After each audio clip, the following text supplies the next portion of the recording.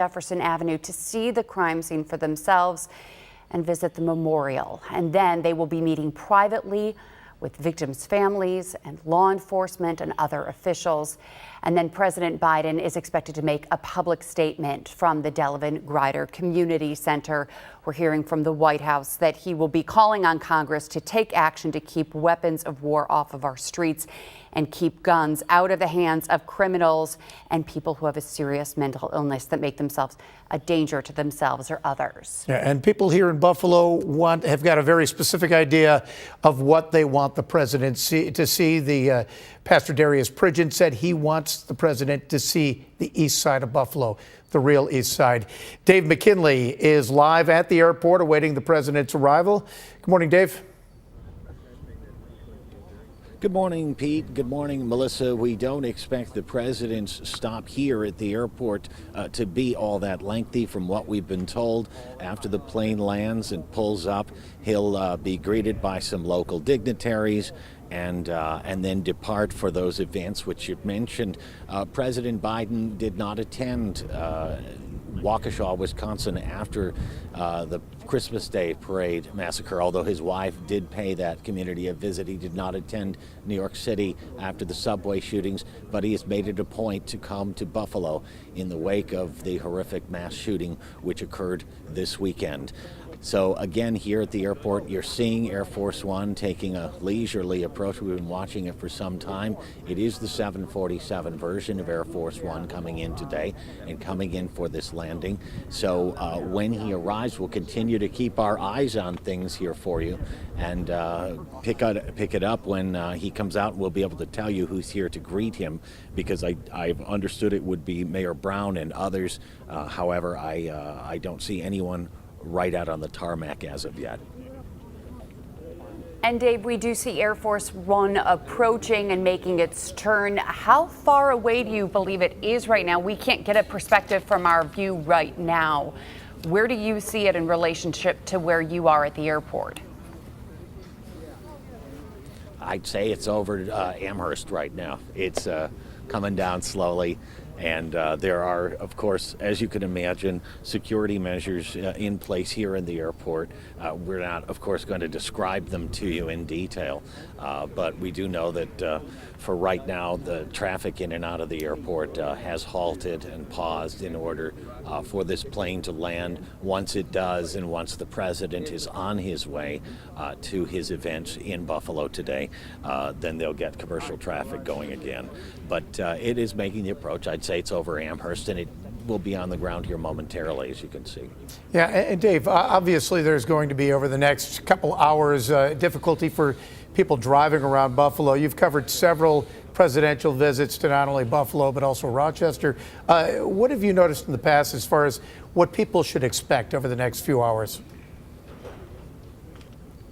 Well, in some areas, what some might term as a minor inconvenience. I don't know the exact route of the motorcade once the president and his wife do land. And over here, we do see some vehicles arriving. They look like additional security vehicles, so we'll keep our camera trained on Air Force One right now.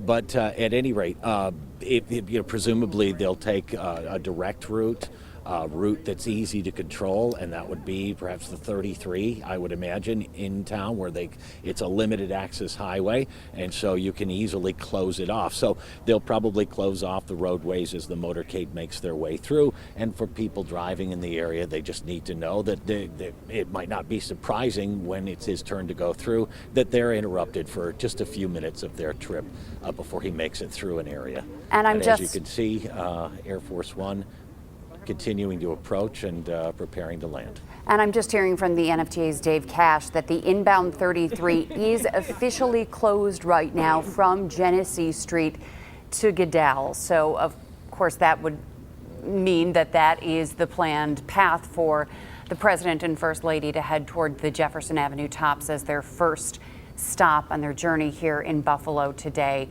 then on to the Delevan-Grider Community Center from there. Yeah, presumably. In fact, we've heard from our guests who tried to make their way into the station, and they had issues with the 33 being closed.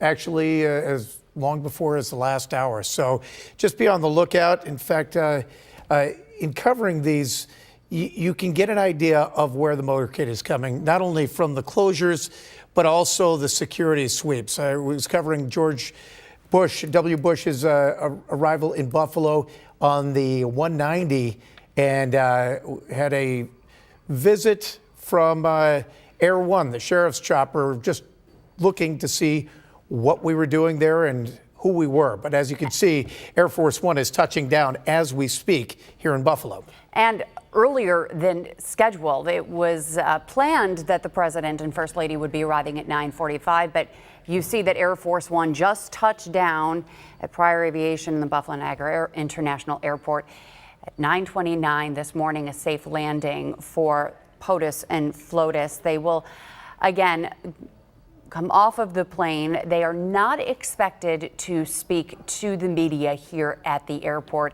instead making their way straight to the tops on Jefferson Avenue, where of course the massacre happened on Saturday afternoon, in which the alleged shooter from Conklin, New York, outside Binghamton, came here to Western New York in a planned attack, according to police, in which he shot and killed 10 people and shot 3 others who are recovering today. Yeah, and we know the White House press corps is traveling with them. They're going to be providing a lot of the coverage.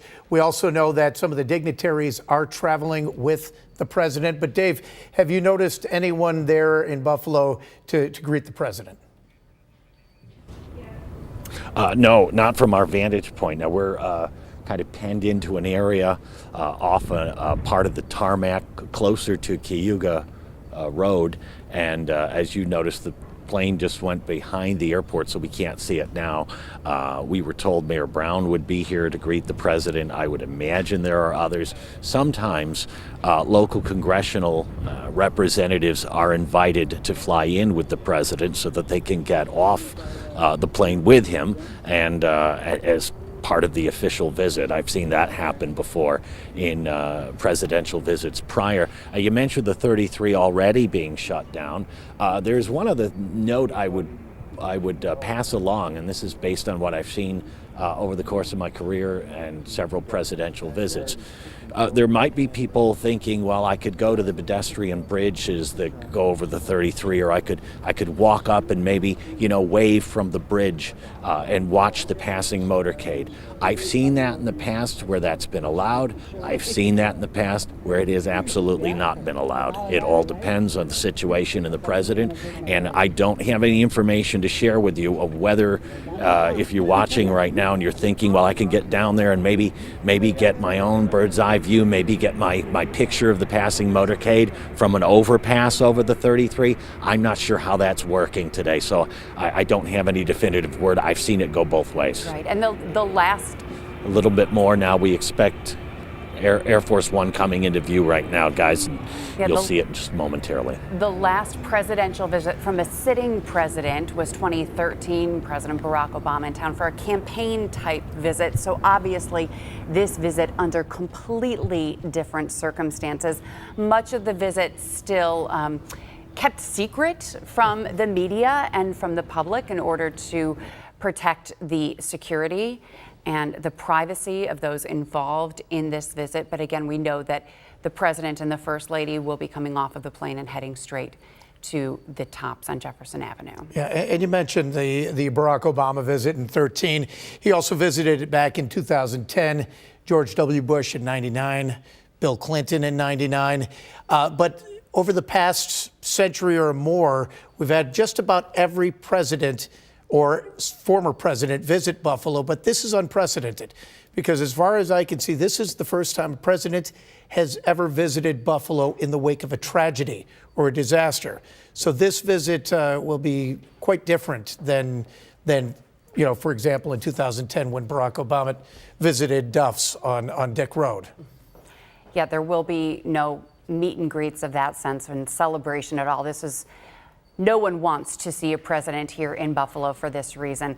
One of the darkest days in our city's history, the worst mass shooting in Buffalo's history, with 10 innocent lives taken far too soon.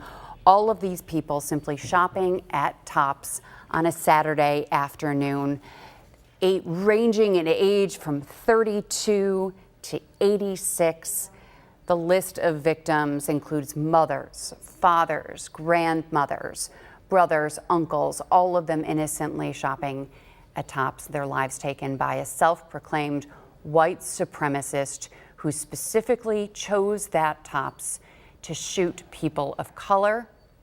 And that is why we are seeing the president come to Buffalo today to honor the victims, to console and mourn with their families, and to make statements to the world about keeping, as he says, weapons of war off of our streets and calling on Congress to take action.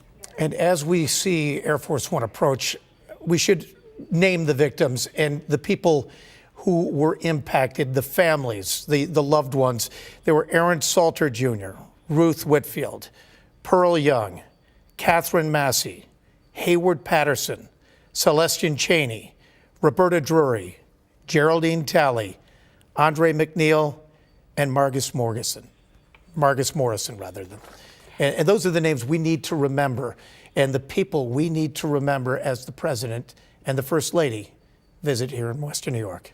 Many of those families have spoken with our reporters and crews at Channel 2 to share the stories of those victims, to make sure that our city and the world knows who they are and to remember their souls.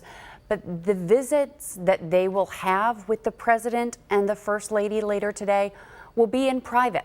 Our cameras will not be there. Perhaps we'll learn their stories later and what the president said to them and whether they took any solace in their conversations with him or feel better after.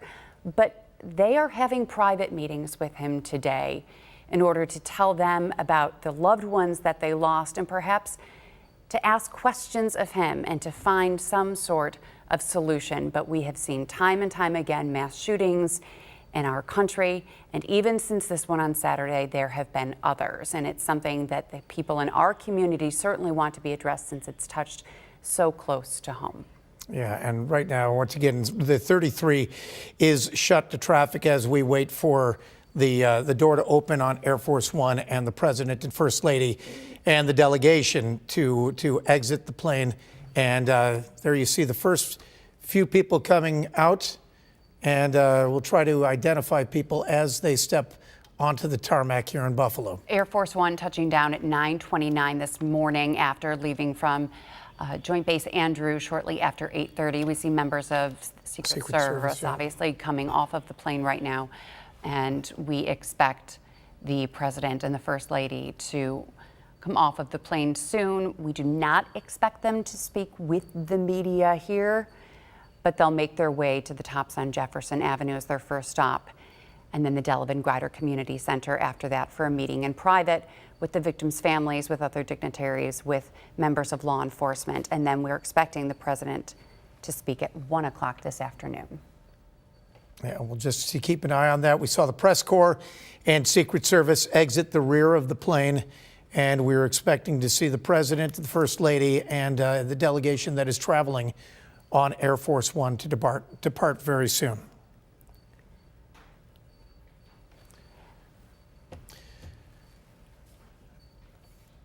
Now, we should remind you some of the things that the president, and we hope to talk to the president. We're going to send out to Dave McKinley, who is on Cayuga Road just across the street from the airport. Dave? Yeah, hi guys. So obviously you see right in front of you Air Force One and the start of the presidential motorcade. These include a limousine, a specially protected limousine, as I'm sure many have read and studied about. There are actually two of them here. And of course, there are a number of Secret Service vehicles with special protective gears. Now, heading out to the tarmac right now, we do see some local dignitaries. They include Buffalo Mayor Byron Brown and Governor Kathy Hochul is here. Sheriff John Garcia among those who are being led out to the tarmac now to greet the president. A number of other local law enforcers from state police. We do see some fire and emergency personnel as well who have been invited here to gather and await the president and the First Lady to step off of Air Force One as they get the folks assembled to greet him here. As you mentioned before, Pete, there have been several presidential visits to Buffalo. This one, though, a little different. Usually the presidents have come here, it's for a campaign-related event. It is for a rally of some sort, perhaps to talk about a program that they have in mind for the nation, on the economy, or some other special purpose. This one, unfortunately, in the wake of a terrible tragedy that does make a distinction between this presidential visit and all others. So they're assembling those dignitaries that we talked to you about. I also believe Congressman Brian Higgins among them, who are all set to greet President Biden and the First Lady here momentarily. And if you are trying to travel in Buffalo right now, we do not know the exact route of the motorcade, but we can tell you that the inbound 33 is closed right now from Genesee Street to Goodell. And we do know that the motorcade now, because of that closure, it seems like that would be the route that the president will be making. And there's President Biden and First Lady Dr. Jill Biden. There they are. Yes, and the president and First Lady are now stepping off the plane and heading down the stairway to the tarmac to be greeted by local dignitaries.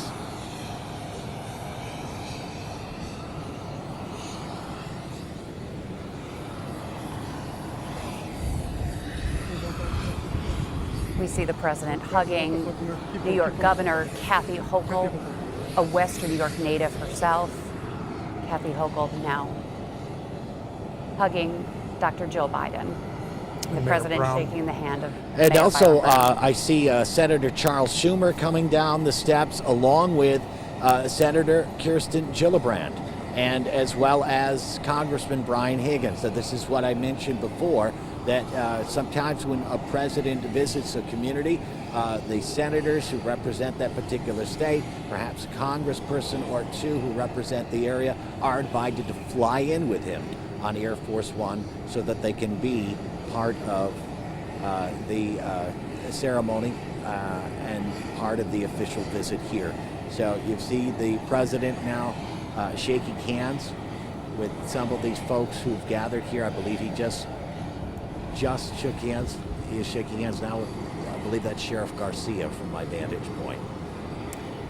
And a little bit more about the traffic. We are learning from Dave Cash and the NFTA He's that going all to go right down the reception line, which includes Mayor Brown.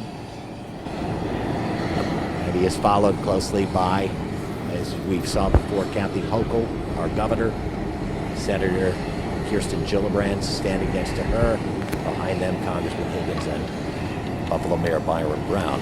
From our vantage point, the president is behind the limousine. He may walk around to this side. There's a door being held open, but we don't know if he'll enter from this side or if we'll see a glimpse of the First Lady in front of our camera. We're getting a different angle of the receiving line. Again, this is not going to be a long ceremony or any remarks made here at the airport. They are going to get into motorcade is going to be the motorcade, quite and we're seeing first responders right now being thanked by the president, presumably, and them in turn greeting the president and the First Lady as they visit Western New York in the wake of this horrible tragedy. The 33 closed from Genesee Street to Goodell. All on-ramps and off-ramps for the inbound 33 are blocked off as well, including the 198 East.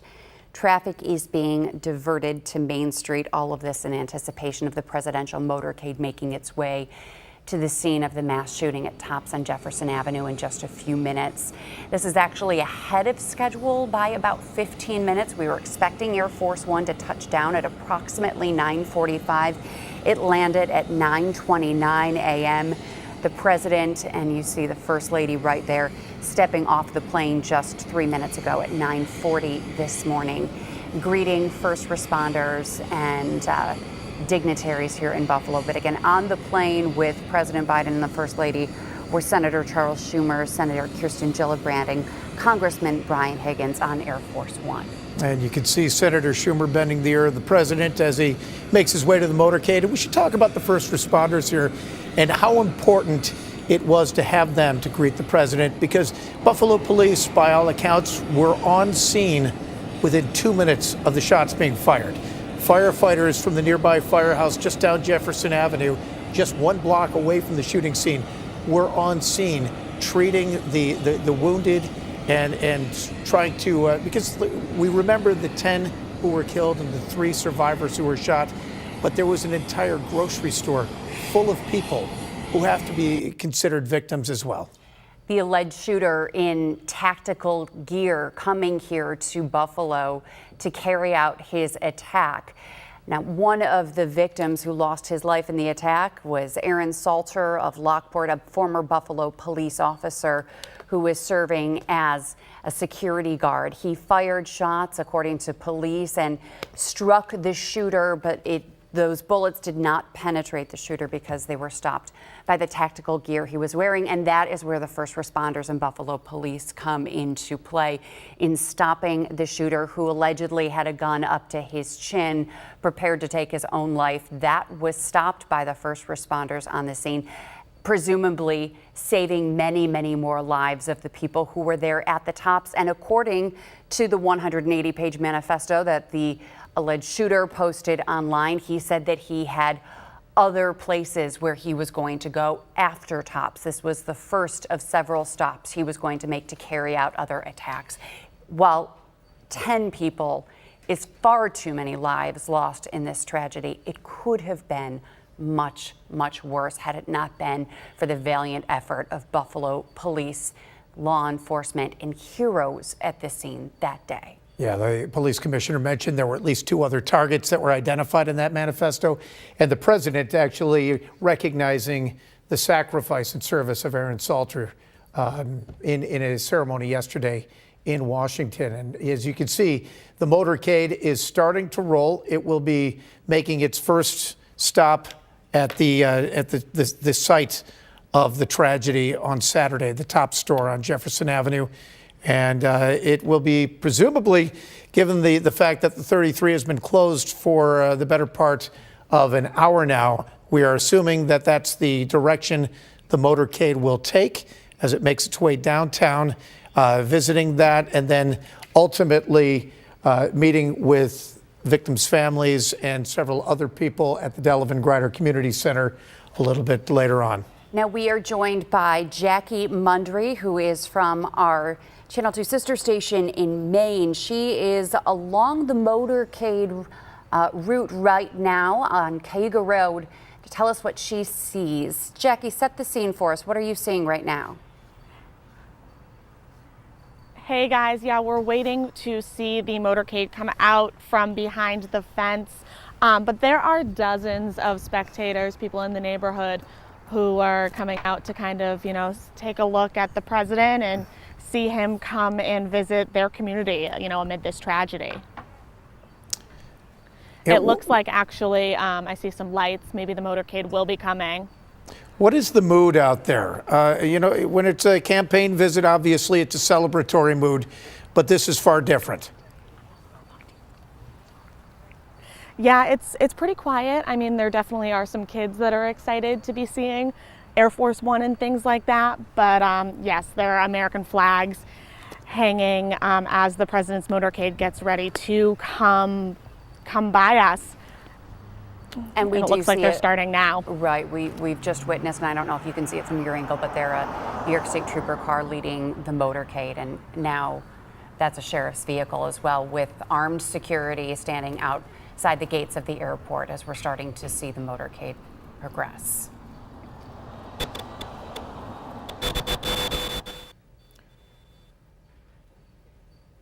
They are on their way. And Jackie, it's an interesting sight because you see several cars that the president may or may not be in. Oftentimes when you see a presidential motorcade, there is a decoy car, quote unquote, What was the response when the motorcade came out? We couldn't really hear if there were cheers or what the reaction was from the people. It's actually a pretty somber mood. I didn't hear anyone say anything. A lot of people with their phones out, and like I said, a couple American flags kind of waving towards the president with that. But no cheering, no real excitement, just quite a somber mood, amid everything that's been going on in the community. Right, certainly a very different scene than the last time we covered a sitting president coming to Buffalo. Pete Gillibrand and I and Dave McKinley were all part of covering President Barack Obama for a campaign type stop back in 2013 when the streets there by the airport were lined with people to see the president come here to Buffalo. But this obviously a very, very different mood. You're taking a live look at, I believe that is the 33 right there. But again, the inbound 33 is officially closed from Genesee Street to Goodell. All on-ramps and off-ramps for the inbound 33 are blocked off, including the 198 East. Traffic being diverted to Main Street. Yeah, and as we're seeing, they are moving at a steady pace, trying to get down to the Jefferson Avenue top story as quickly as possible.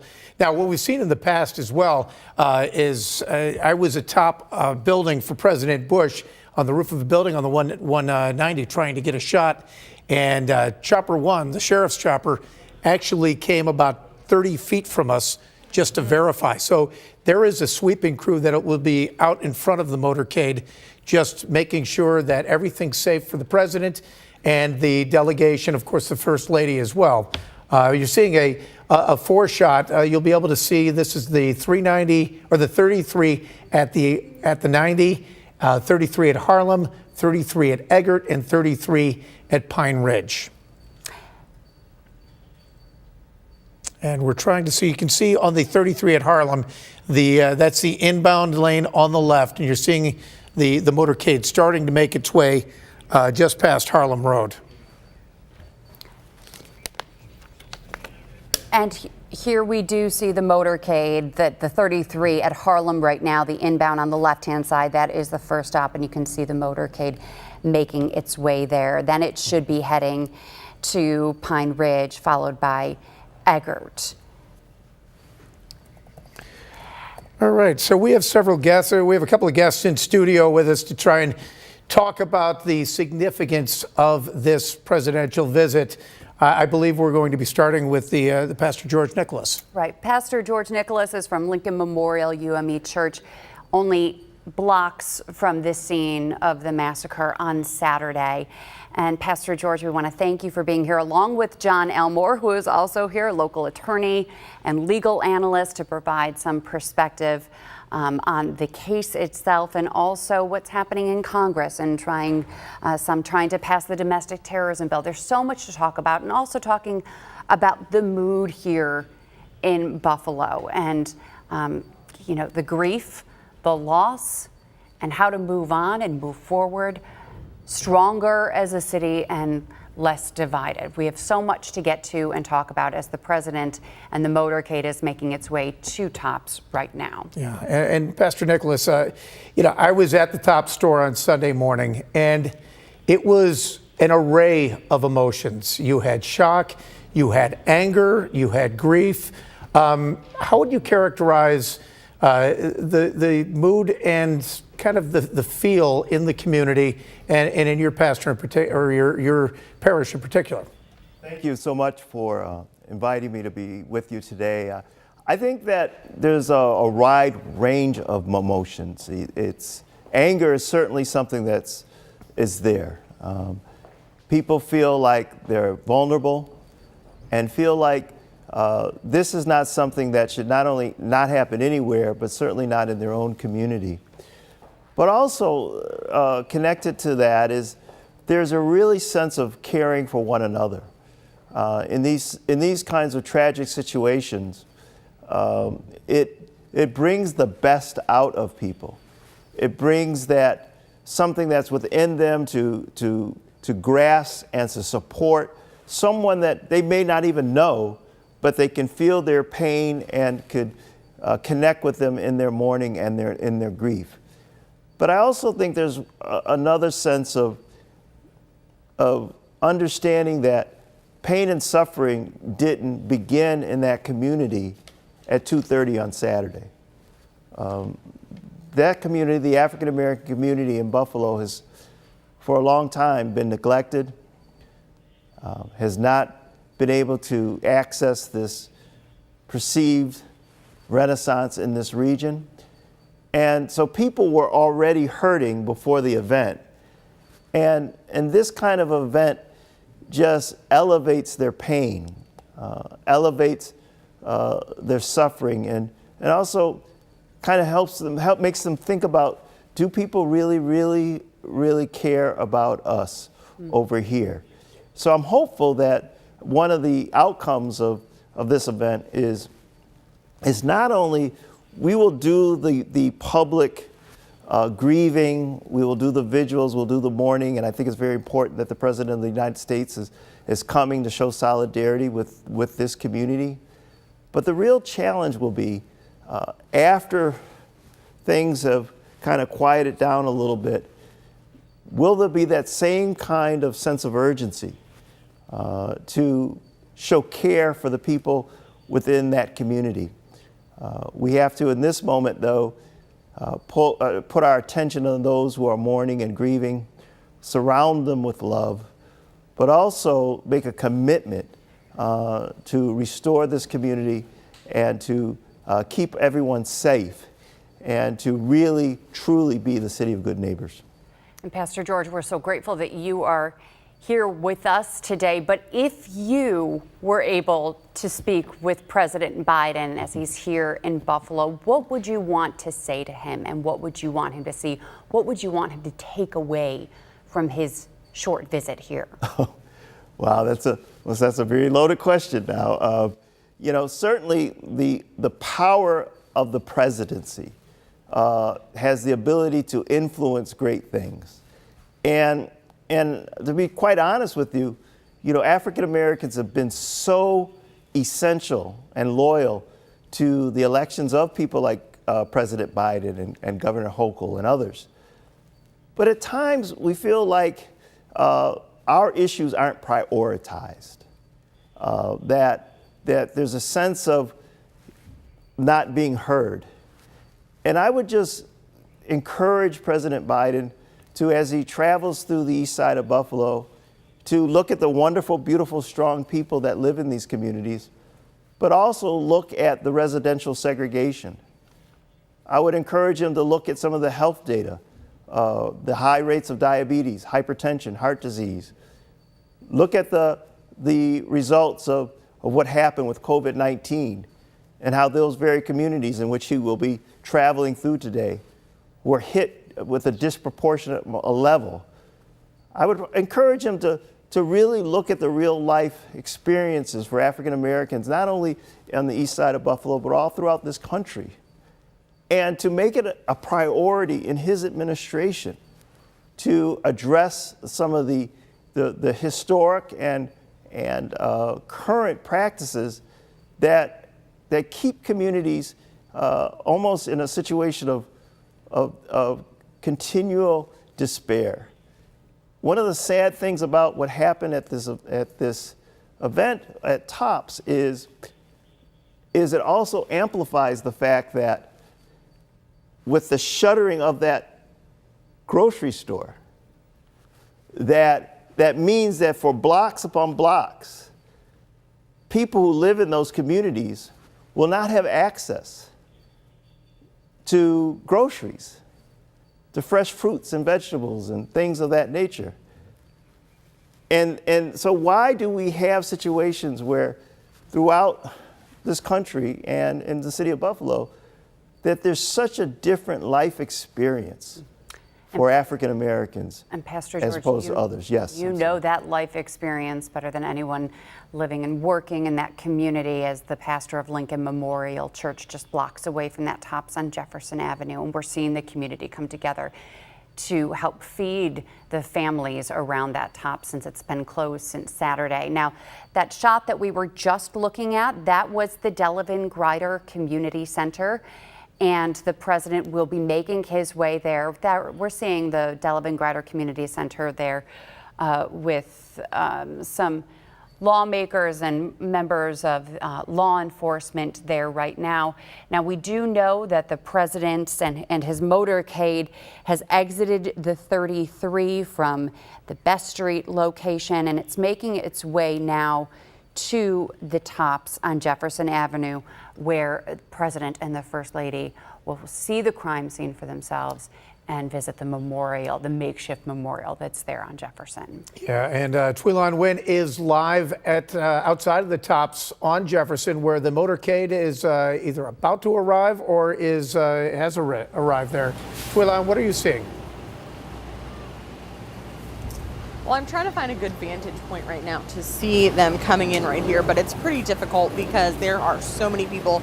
We do have Attorney General Letitia James here. I spoke to the mayor earlier, and we are expecting President Biden as well as Dr. Jill Biden to be here. And I spoke to Mayor Brown, and he said when he sees the president today, he wants to ask for gun reform and legislation to keep this from happening again. And it does look like here we're getting some people coming down, so I believe the motorcade must be close because they are running down the street right now.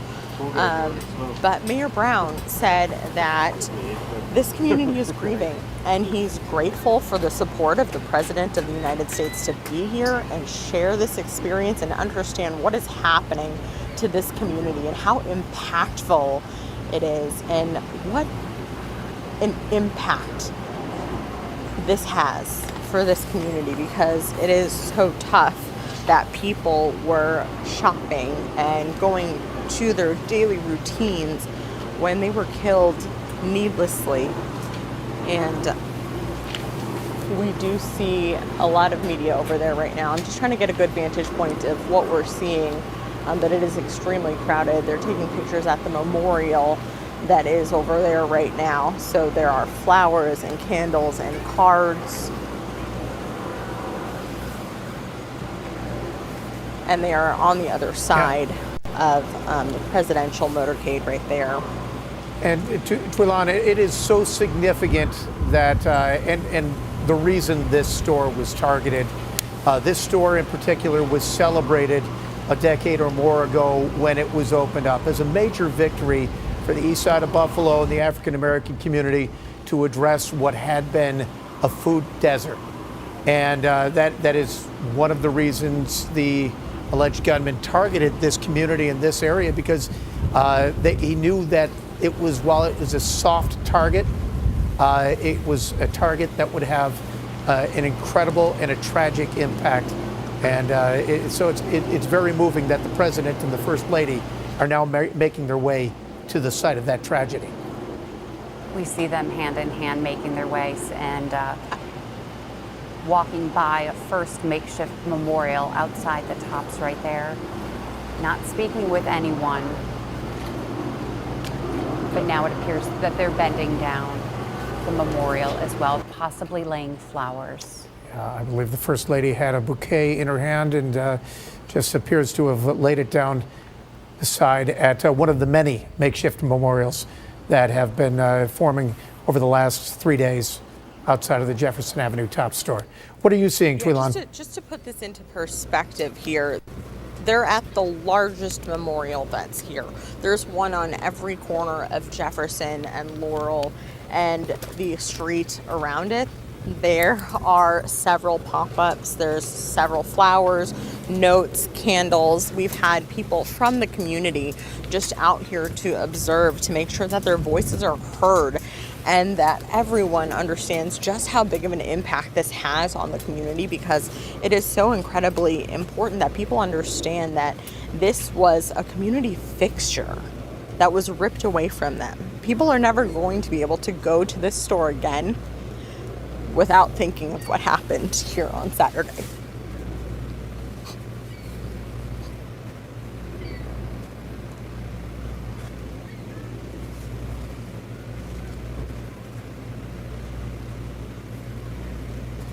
We see with the president and the first lady now laying flowers at the scene, Erie County Executive Mark Poloncarz, Buffalo Mayor Byron Brown. We saw Common Council President Pastor Darius Pridgen, now also them speaking with the President and First Lady right now. Senator Charles Schumer, Senator Kirsten Gillibrand, Congressman Brian Higgins, all on Air Force One with the President and First Lady this morning. And if my view serves me right, I believe the Attorney General, Letitia James, is there as well. And Governor Kathy Hochul as well in town. They're meeting there at the Tops. They've laid flowers on the ground at the growing memorial there for the 10 victims who were killed, the 3 others who were shot. They'll be here for a short time, not expected to make any public announcement here at Tops. But then they'll make their way to the Delevan-Grider Community Center, where it's expected that the President and First Lady will have private meetings with the victims' families and with members of law enforcement, not in the view of the public, not in the view of our cameras, but meeting privately. And we're told at approximately 1 o'clock, the President will make public remarks to the people of Buffalo and Western New York and to the people of the United States of America, likely carried live on network news. His views about what happened here in our community, an alleged targeted racist act of violence, and his views on calling on Congress to take action to keep what he says weapons of war off of our streets and out of the hands of criminals and people who have a serious mental illness that makes them a danger to themselves or others. And speaking of which, we are going to bring in Attorney John Elmore into the conversation right now. First off, Mr. Elmore, describe your feelings and your emotions at seeing the President, the First Lady, and that entire delegation at the scene of such a tragedy that struck this community. Well, first of all, my immediate reaction is that the people in that community feel like somebody's cares. A community that has been crying out for economic health, for better jobs, for better housing for years and years and years. And for the President to come here and the nation to look at it, I think gives the community some hope. And right now, you know, people have been on their knees praying, hugging each other, looking for each other for support. And the fact that President Biden is here and the First Lady Jill Biden is here gives them hope. Yeah, and obviously, I mean, Pastor Nicholas mentioned that this is a community that feels neglected, forgotten about, ignored, and now targeted after Saturday. Do you think? I mean, there was a lot of pain and frustration and out-and-out anger at the scene of the Top store among the people in that neighborhood on Sunday and in the days afterward. Do you think that this visit will start the healing process, or do you think that people will say, okay, this is a photo op, we need things to change immediately? I think that it's more than a photo opportunity. There's a lot of legislation that needs to be made at the state level, as well as in the national level when it comes to gun control. And also civilly, I think that federally there should be legislation which would allow lawsuits against gun manufacturers for allowing and marketing guns for sport that are actually weapons of mass destruction.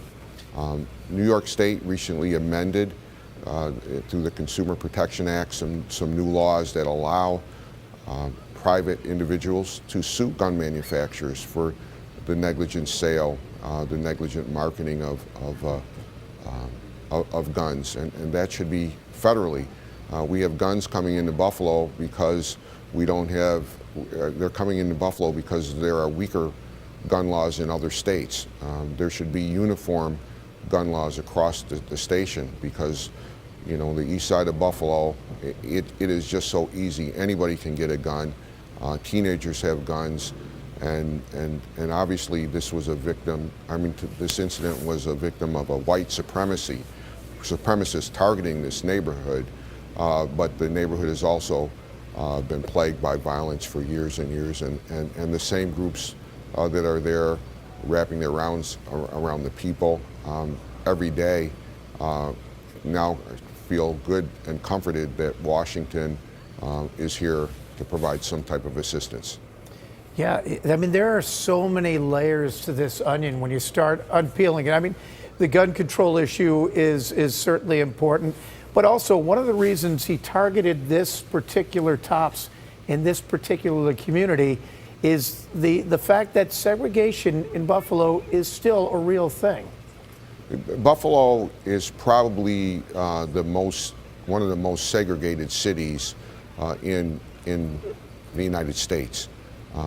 If you go up Main Street, the east side of Buffalo is predominantly African American, and the west side of Main Street is predominantly white. And then if you look at the suburban areas, it's even more segregated. And so you see a huge disparity in education, because you get a much higher quality education if you're fortunate enough to go to a suburban school than if you go to an inner city Buffalo public school. Yeah, and that's not saying, I'm a graduate of Buffalo Public Schools, so there are some very good teachers and great schools in the city, but you are right about the disparities between the suburbs and the city, and that's just amplified by what occurred Saturday. Yes. We're going to head back out live to the scene now, where we saw the President and First Lady meeting with local, state, and federal officials. Tweelon Wynn is there with us right now. Tweelon, set the scene for us and tell us what you're seeing out there. What's the mood like out there? I mean, it's quiet, it's somber.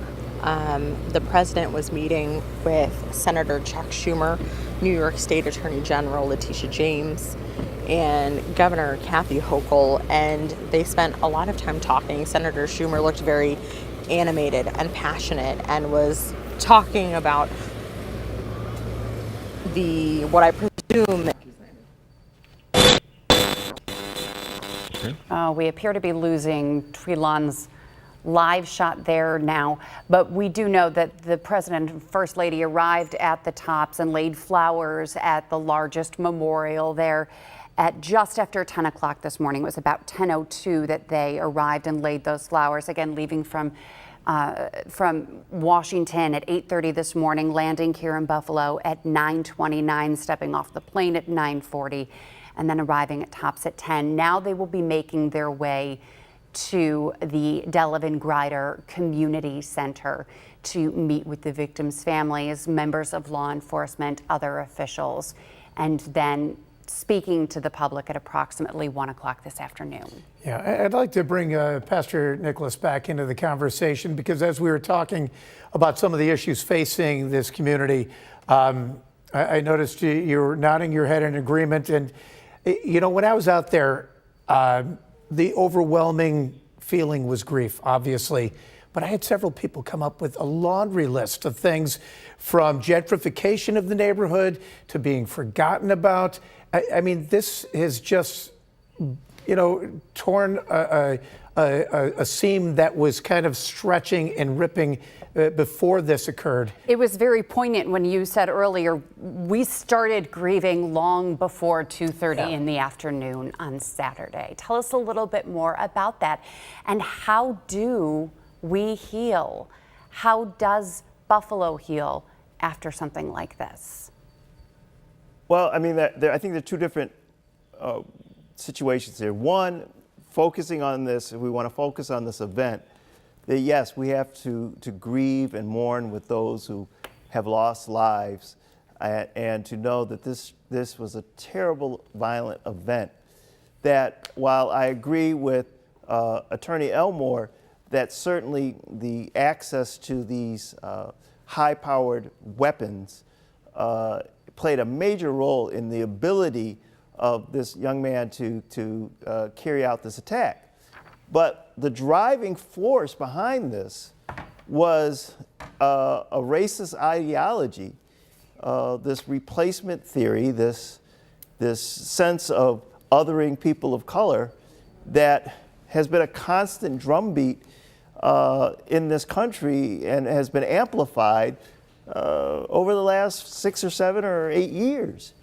And so to begin to heal, you have to acknowledge the source of the wound. And I think there are times when we get into these conversations, we try to think that, well, it's just a small portion of folks and this guy was a lone wolf. But the reality is there's a connection. There's a connection to a very organized network of people who hold these white supremacist values and ideologies very close to them.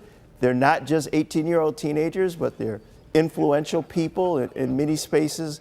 There are whole networks that focus on this, whole websites that focus on this. And so how do we as a country really begin to confront this and say that this is not acceptable in the United States of America, and holding people accountable for the things that they say and the things that they promote that should be run in conflict to what and who we are as citizens of the United States of America. And perhaps the president will hear some of those things today as he makes his way to the Delevan-Grider Community Center to meet with members of law enforcement, public officials, and also victims' families. And that was a scene that we are seeing right now. This is a live scene from outside the Delevan-Grider Community Center.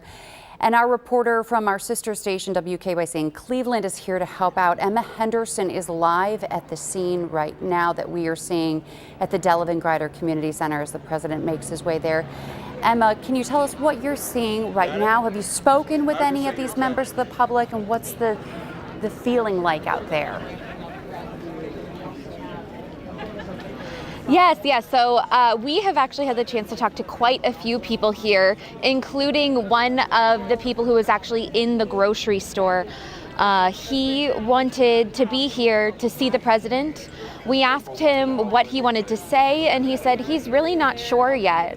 Because of Saturday, he's still processing. And then a lot of the neighbors have come out, as you can see, in front of the Grace United Methodist Church. They're here to talk, try to get a glimpse of the president, maybe speak to him. A lot of the other things that we've heard is that people really want to let him know this is a strong community. This is a proud community. This is a community where people love their neighbors, and they don't want to let an outsider ruin that. And they want to continue to spread that love as everyone is continuing to heal. So actually the church is open for anyone who wants to pray as they are waiting for the president to come next door.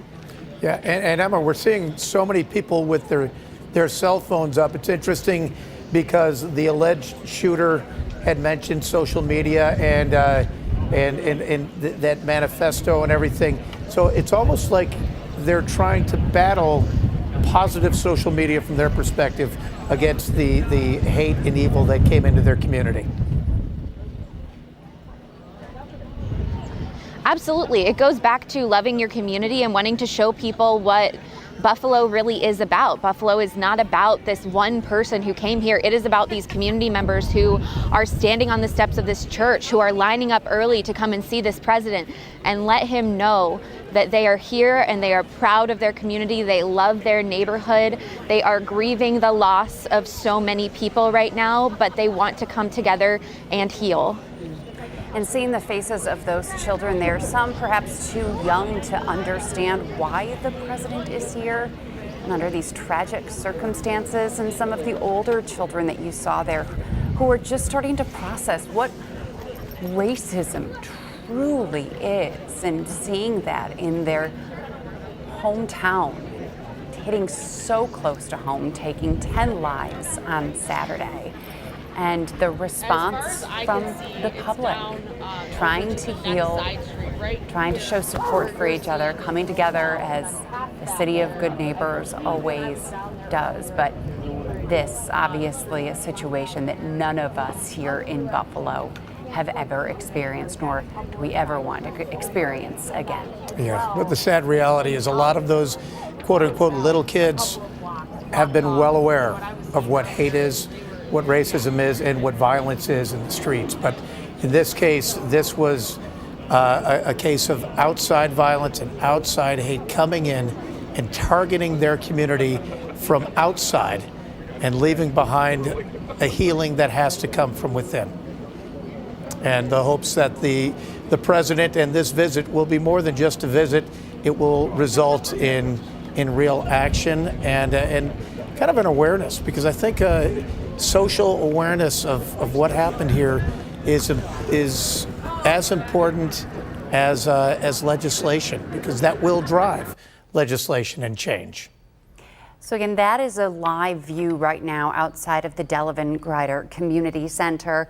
The President and First Lady and the motorcade took off from the tops on Jefferson Avenue at approximately 10:10. So the motorcade should be arriving soon. Now, according to the schedule that we were given, the President and the First Lady were not supposed to arrive at the tops until 10:25. So everything is ahead of schedule right now.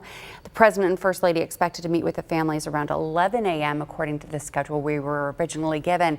So we still have some time before that was expected to happen. Perhaps they're moving the entire schedule up a little bit early, but we are still waiting to see when the motorcade will arrive here, whether the president will greet anyone outside or simply move past. This is Grace United Methodist Church and be making their way inside the Delevan-Grider Community Center. Yeah, and as we wait for the motorcade to arrive, I think we need to remember the lives lost and make sure these names are in your consciousness forever. Aaron Salter, Ruth Whitfield, Pearl Young, Catherine Massey, Hayward Patterson, Celestine Cheney, Roberta Drury, Geraldine Talley, Andre McNeil, and Margus Morrison, not to mention Christopher Braden of Lackawanna, who's in stable condition in the hospital, one of the survivors, and also Jennifer Warrington of Tonawanda, who is home recovering,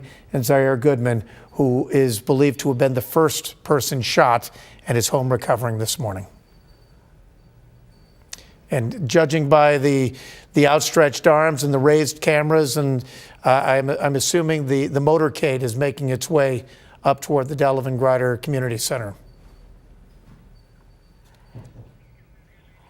And Emma, tell us again what you're seeing out there. Now, we see at that corner right there approximately 30 people, but from the view that we can't see, how many people are there in hopes of catching a glimpse of the President and First Lady in Buffalo today? And what is the scene out there?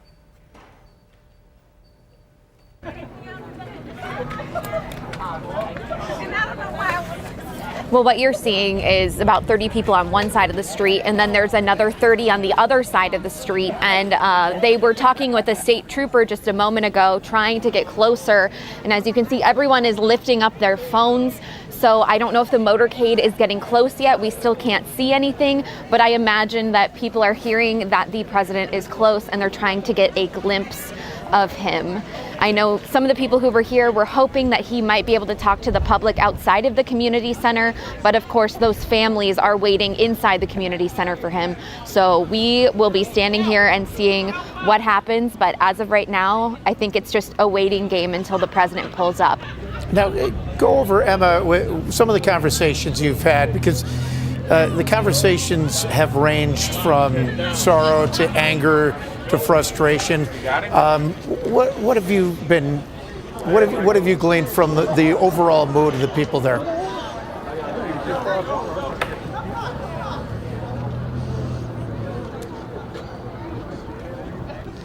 Well, people here that we've talked to, you know, some of them really just want to talk to the president and let them know what the real Buffalo is like, while others, they want to talk to him about real tangible change, whether it's change with assault rifles or change to legislation or bills that deal with gun violence or money that can be infused in the community to provide different opportunities for youth and other people in the area.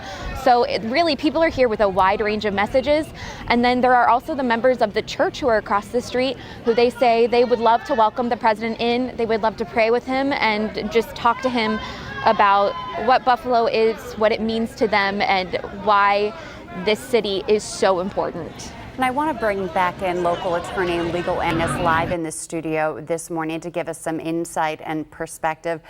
Mr. Elmore, I want to ask you something that I asked Pastor George Nicholas, who also is joining us this morning. I asked him to tell us if he could speak with the president today, what would he want to say? And I want to ask you the same thing, John. Can you tell me, if you had the chance to sit down with President Biden today, like so many of these people out there at the Delevan-Grider Community Center want to do, what would you say to him, and what message do you want him to take back to Washington after he visits Buffalo here today?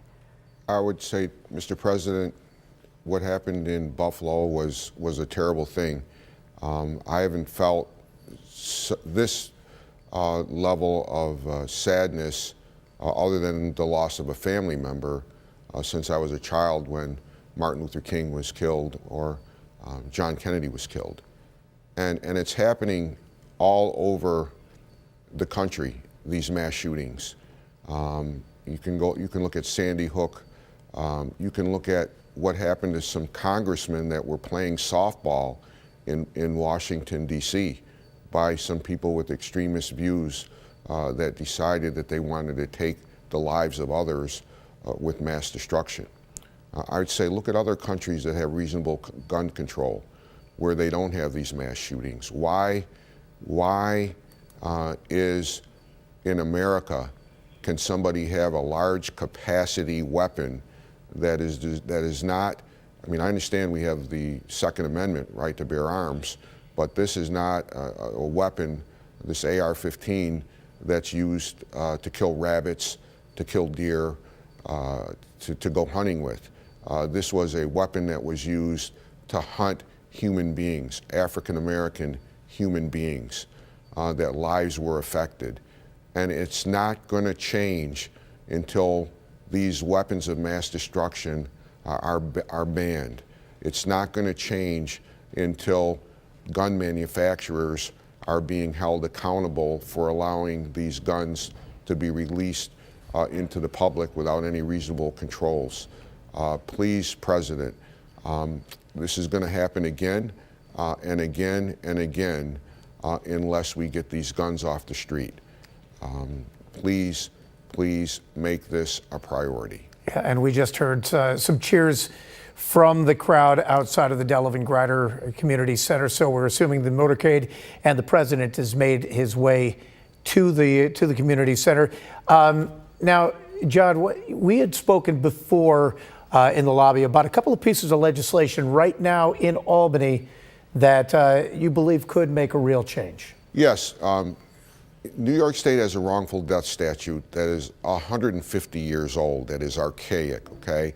If you look at all these grieving families here, according to New York State's wrongful death statute, they cannot be compensated for the loss of companionship, for the cost of any counseling that they need, for the loss of the protection of the loved ones.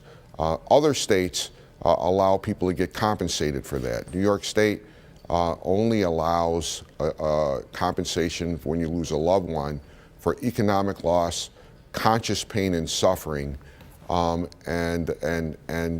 you don't have any compensation for the family member. So if you have an 80-year-old woman, who gets shot and is killed instantly, and you're not economically depending on her, the family that is grieving and emotionally disturbed and wrecked can't get compensation for those feelings. In other states, it's different. And this Grieving Family Act has been legislation because now that we have 3 Democratic-controlled houses, the governor and the Senate and the Assembly, it should pass now because it was always held up by Republicans. And secondly, if you look at what happened in Sandy Hook, I'm really excited that last summer New York State changed some of the consumer protection laws, which allow lawsuits against the manufacturers of weapons of mass destruction and guns. when the manufacturers do not have reasonable controls to make sure that these guns don't get into the hands of wrong people, that they're not used in crimes and things of that nature. And John, I want to jump in real quickly and interrupt you. We Yes. want to take a live look inside the Delevan-Grider Community Center right now, where we know the president has just entered that building. He'll be meeting privately with the victims' families any minute now, and he'll also be meeting with members of law enforcement, local, state, and federal officials also. And he'll be meeting privately with them, and then that will be followed up with public remarks that he's expected to make to the community, to Buffalo, and to our country regarding the act of racism that we all experienced here in Buffalo on Saturday afternoon. Yeah, and we have a crew, obviously, at all of the locations bringing you full coverage throughout. But I want to bring in Pastor Nicholas one more time. Your thoughts about the lasting impact and the hopes for it, because it's a community that's seen a lot of ribbons cut, a lot of promises made, and a lot of visits from dignitaries. What do you think is going through the minds of people in the community, and do they think that real change could come out of a presidential visit in the wake of such a tragedy? Well, I got to tell you, I'm going to be real honest right now, and it's not to take a hit at anybody, but when I look at those shots, and then when I see the president and the two senators, our congress members, and our county executive, and I look in the shot that you had, a lot of influencers, if we could just have the discipline and the humility to come together, all those influencers, as well as corporate leaders, to sit down strategically and figure out how are we going to elevate the Black community. We could get it done. And people say things move slow, glacially, but I know for a fact, and we know for a fact, that when the bill said that they might move, things moved uber quick. And people came together and they made sure that money was in place and things were in place so so the bills wouldn't leave. And I'm not against that. I think that's fine. That's great. But can we get the influencers, the people in this town who can influence policy, who can influence resources and could help reshape and reimagine the African American community? Can we get them together, not just to come together, but to stay together and to work together and not leave until we come up with a plan that we could all wrap our arms around and execute? I'm glad he's here. I'm glad people are there. But part of me, I have mixed feelings, because we need to find a way to do the work. And hopefully this event will spur that on, because this is not easy. This is hard. There's not one piece of legislation. There's not one thing that you can do. It's really looking at things that influence systems and making sure those systems are working in the interests of our community. And that's not happening. It's just not. Some of the people that we saw there at the Delevan-Grider Community Center, Ulysses Wingo, a common council member, Council Majority Leader David Rivera was there as well. He's a former Buffalo police officer, but also some of the other change makers who were with the president today include Senator Chuck Schumer, Senator Kirsten Gillibrand, Congressman Brian Higgins. They were all on Air Force One, going from Washington here to Buffalo with the president and first lady.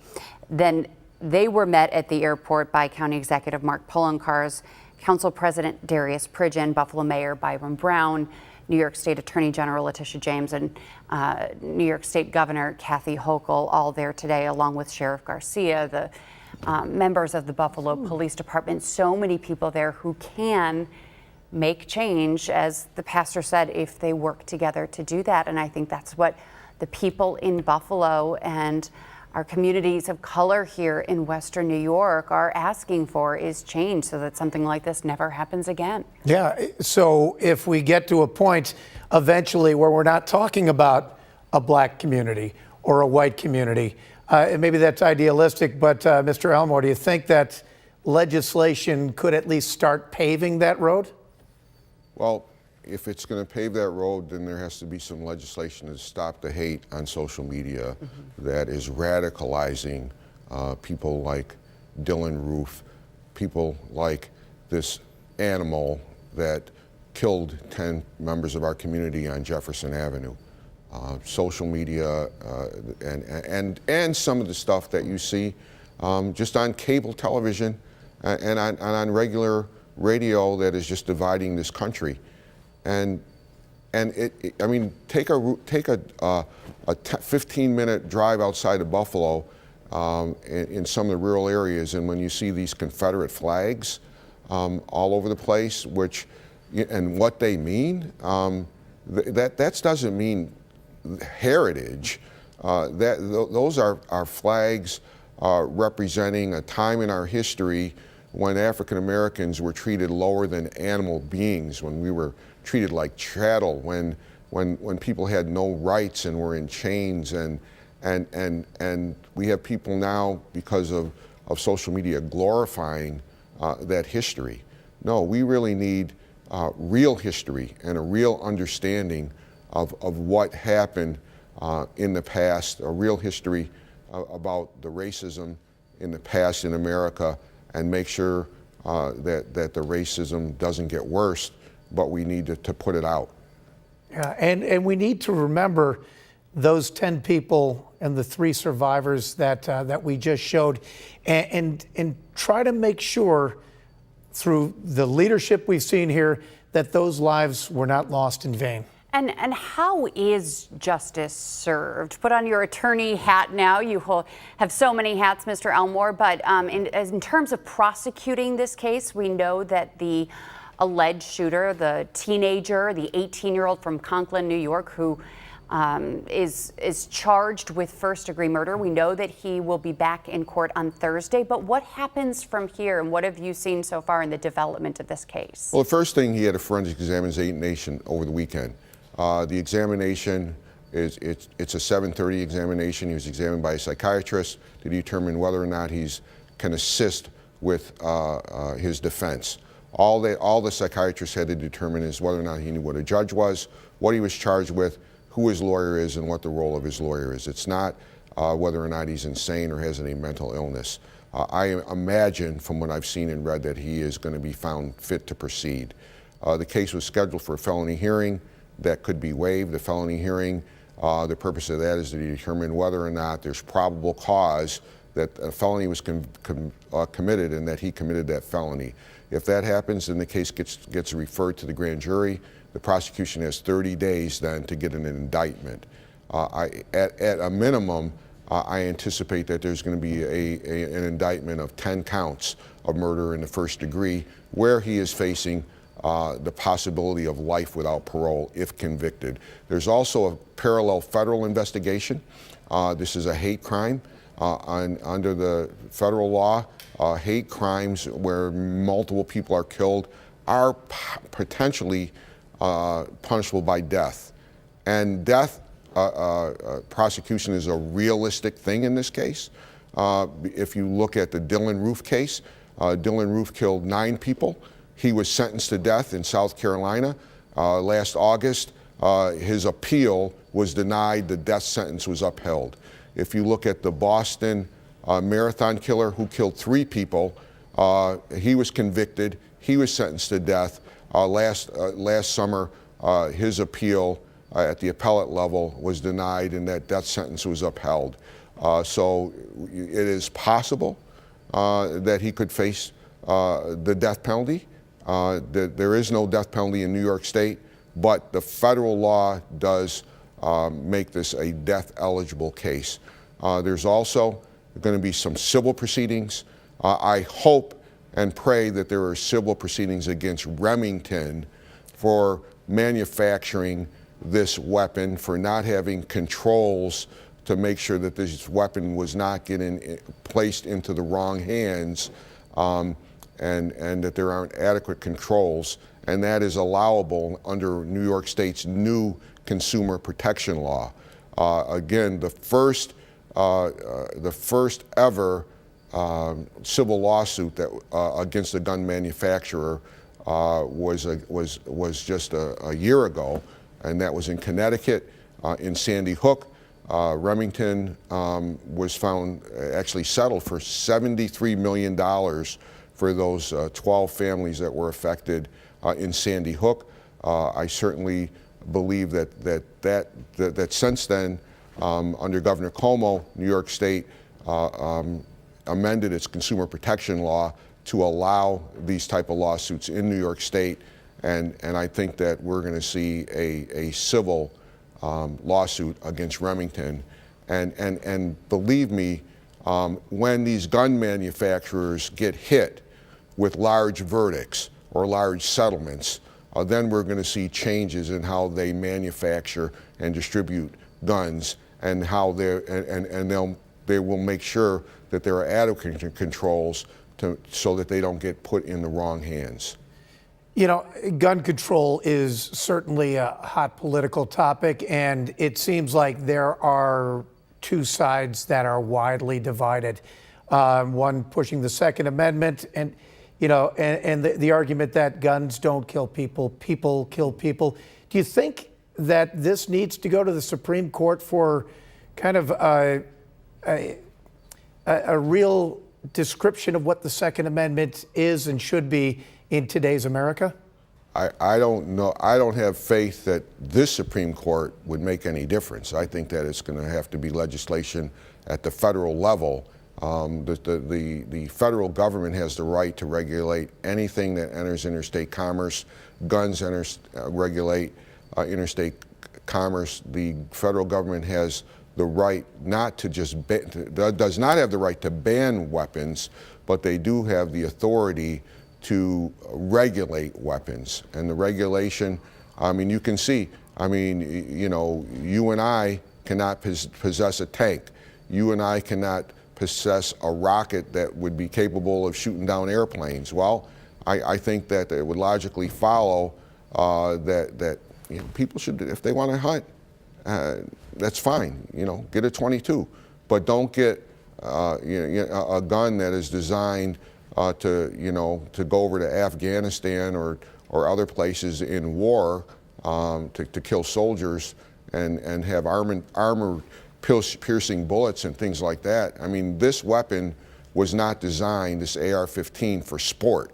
It was designed to kill. It was designed to kill people. And if you look at the history of all the mass shootings in America, you'll see that this AR-15 is the prime weapon of choice, and it should be banned. John Elmore joining us live in studio, local attorney and legal analyst. Also live in studio with us, Pastor George Nicholas from Lincoln Memorial UME Church. But we want to also set the scene for you once again from what we're seeing out in Buffalo right now and what's transpired this morning. If you're just joining us now, we have been following the presidential visit with Vice President Jill Biden coming here to Western New York. This is a live shot outside Grace United Methodist Church that you're seeing right there, but also the Delevan-Grider Community Center, where inside the president is meeting with the victims' families, the 10 victims who were killed at the Tops on Jefferson Avenue in Buffalo on Saturday, as well as 3 victims who were shot but survived. The president meeting with them privately, he is expected to address the public later this morning or this afternoon, which we will of course carry live. The president arrived at 9:29 this morning at the Buffalo airport on Air Force One. He was joined by Senator Schumer and Gillibrand and Congressman Brian Higgins on Air Force One. He was met at the airport by Mayor Byron Brown, Sheriff Garcia, Governor Kathy Hochul, Attorney General Letitia James, Mark Poloncarz, Darius Pridgen, all of them there to greet the president. And then the president and first lady, presidential motorcade, made their way to Tops. They arrived at the Tops on Jefferson at 10 o'clock this morning. They laid flowers at the largest makeshift memorial there at the scene. They knelt by the flowers and the memorial, paid their respects to the victim, and chatted with other officials there at the scene before leaving approximately 10 minutes later and making their way to the Delevan-Grider Community Center. Yeah, and we're also joined in studio by Pastor George Nicholas. And we're discussing the impact that this could have, this presidential visit. And Pastor Nicholas, tell me, first of all, there are so many aspects to this. We've talked about gun control. We've talked about food deserts. We've talked about the healing and the need to remember the 10 victims who were taken on Saturday afternoon as they were just out going through their Saturday errands, going to the grocery store. What is the most important thing that you think needs to come out of this visit as we look forward and down the road? That black people are a priority. That the condition of black folks living not only in this city, but in this country, that it's important. It's important to this nation, not just, to the black community, but our white brothers and sisters must feel a sense of connection and kinship to their fellow Americans, to their fellow Buffalonians, and to be empathetic, but to be willing to take action, to support policy, to hold elected officials accountable, and as a clergy member, to hold churches and clergy accountable to not be complicit or silent about the reality that structural and systemic anti-black racism is a reality in our society. And by acknowledging that doesn't lessen us, it makes us much more effective in building the beloved community that Dr. King talked about often, but it takes work, and it takes a lot of introspection. It takes looking inward and looking at your circle of people and being honest with yourself of whether or not you're participating in making things better, or are you making things worse? And then not to put shame on people, but to give them an opportunity to grow and change. And I think this can be an opportunity for us, right? That we talk about honoring these wonderful human beings who they should be with us right now, but they're not. And so let's understand why they're not, and then change that. That's how we can honor them. We'll do the ceremony, and we should, and it's important. But let's really honor them by changing the way our society is, and acknowledging that we need to do that, and to be willing to make it a priority. So I think it just hasn't been a priority, because if it had been a priority, then we would see different results. And so that's really, what I'm hoping for. I'm optimistic. I don't want people to come away thinking that I'm cynical or whatever. I'm optimistic because I believe in the power of the people. And I believe when you see people coming together and doing these wonderful things of charity and wonderful things of giving, and some of the calls that I've gotten from people in the white community and corporate people saying that their hearts are broken and saying, how can we help? That gives me a tremendous amount of hope. But we got to turn it into something that's sustainable, that's outcome driven, and that holds all of us accountable. Yeah. Now, the president is coming here to Buffalo today, is here to meet with the victims and to meet with the victims' families. He has not been to every city where there has been a mass shooting, and there have been many before and even since this one on Saturday. But perhaps it's the heinousness of this crime that brought the president here today, and the alleged shooter's actions and reason why he chose this tops and chose this community and chose to target Black people. And that is what brought the president here today to say enough is enough. And we will be listening closely to his words. What is the message that he is sending to the country about racism and acts of domestic terror? What can be done, what needs to be done, and what is his message to our community? Yeah, and I know our guests, both Attorney Elmore and Pastor Nicholas, we've been talking about some really monumental things and really huge changes.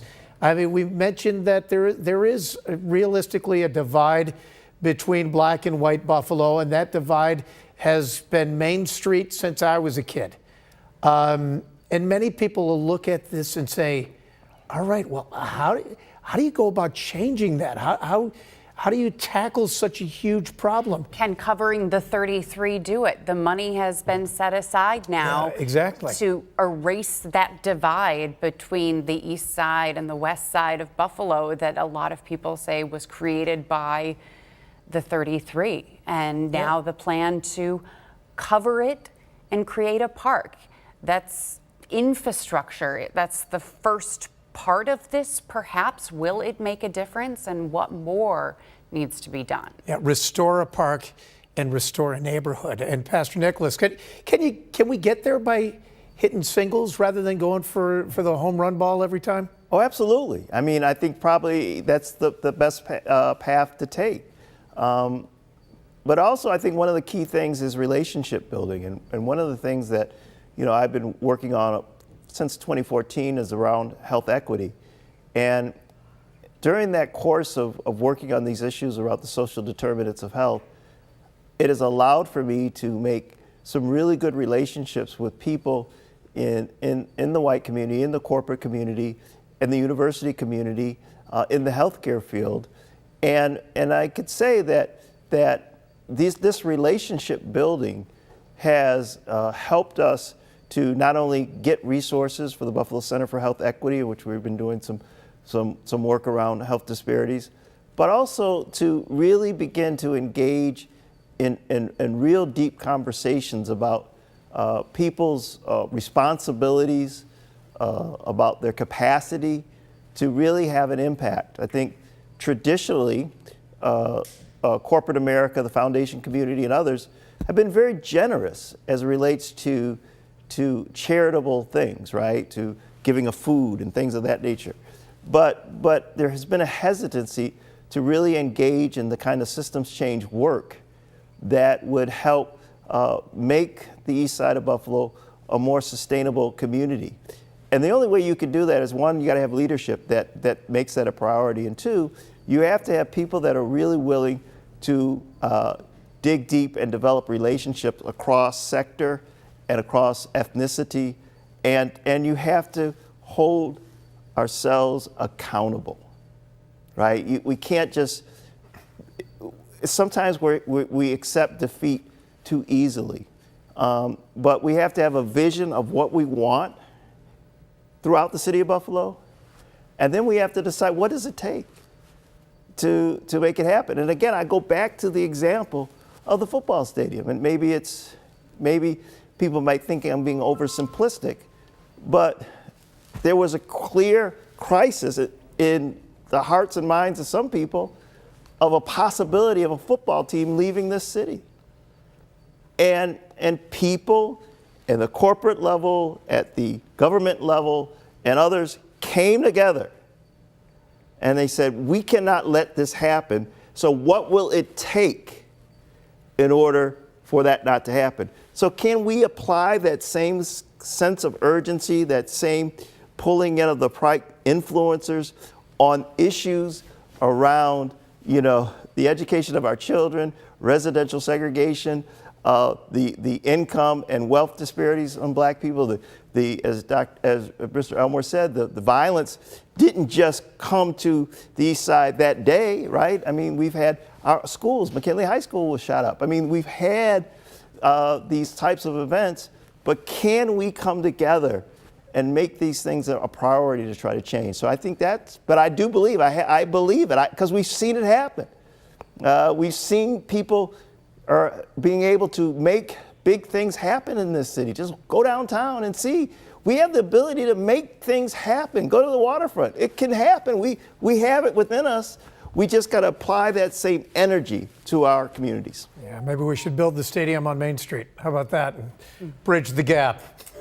Well, I mean, there's a lot of room on the east side for a football stadium, and I think that might make a powerful statement that one of the outcomes of this, that maybe a reconsideration of that expansion, to say maybe we ought to make that kind of an investment and commitment in this community. That's certainly a conversation for another day, but right now we do want to talk about why the president is here and where he is. We were seeing shots outside of the Delevan-Grider Community Center, but now we want to take you back inside where the president is meeting with victims' families, and we will hear from him later on this afternoon. Our Claudine Ewing is live inside the community center, and we'll hear from her right now. She's via Zoom, so we're going to hear from Claudine. We can't see her right now, but Claudine, tell us what you see and what's happening inside.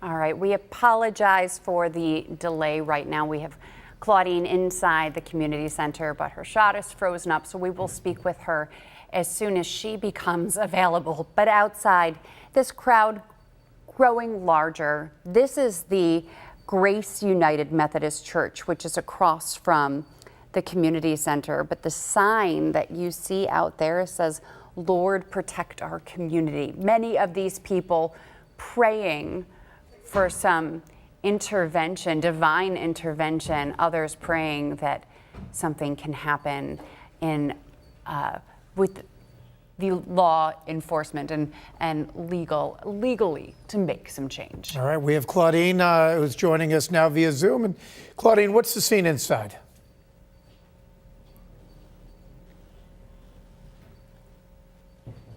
President Biden is expected to address the crowd later this afternoon. Inside right now, we have a lot of officials from the city of Buffalo. The mayor is not inside here yet, but we have seen some other city officials. The national press has also arrived. The room is set up. We are inside of the gym of the Delevan-Grider Center. This is a community center that really is the hub for the city, especially the east side of Buffalo. This is where all the children go. This is where community and COVID outreach has taken place. And so he is here. I'm told that the president is already in the building. I am also told that he is meeting with the victims' families. This is where he is meeting with them behind closed doors, and then he will come out and then he will address the crowd here. I can tell you right now, I see Erie County Legislator April Baskin, the two deputy mayors for the city of Buffalo, University District Councilman Rashid Wyatt is here. Many members of the clergy are inside, along with the CEO and president of ECMC and some other notables from the city of Buffalo from various sectors. They are all here. They are invited guests. I'm told that some people who had to come in a different way of the building probably had to be tested to get inside. But this is a closed crowd. I would say probably 75 to 100 invited guests tops will be inside of this gym for the president's speech. They've already blocked off only half of the gym. So when I say a gym, think about basketball courts. We only see one basket here. So we are using half of the gym.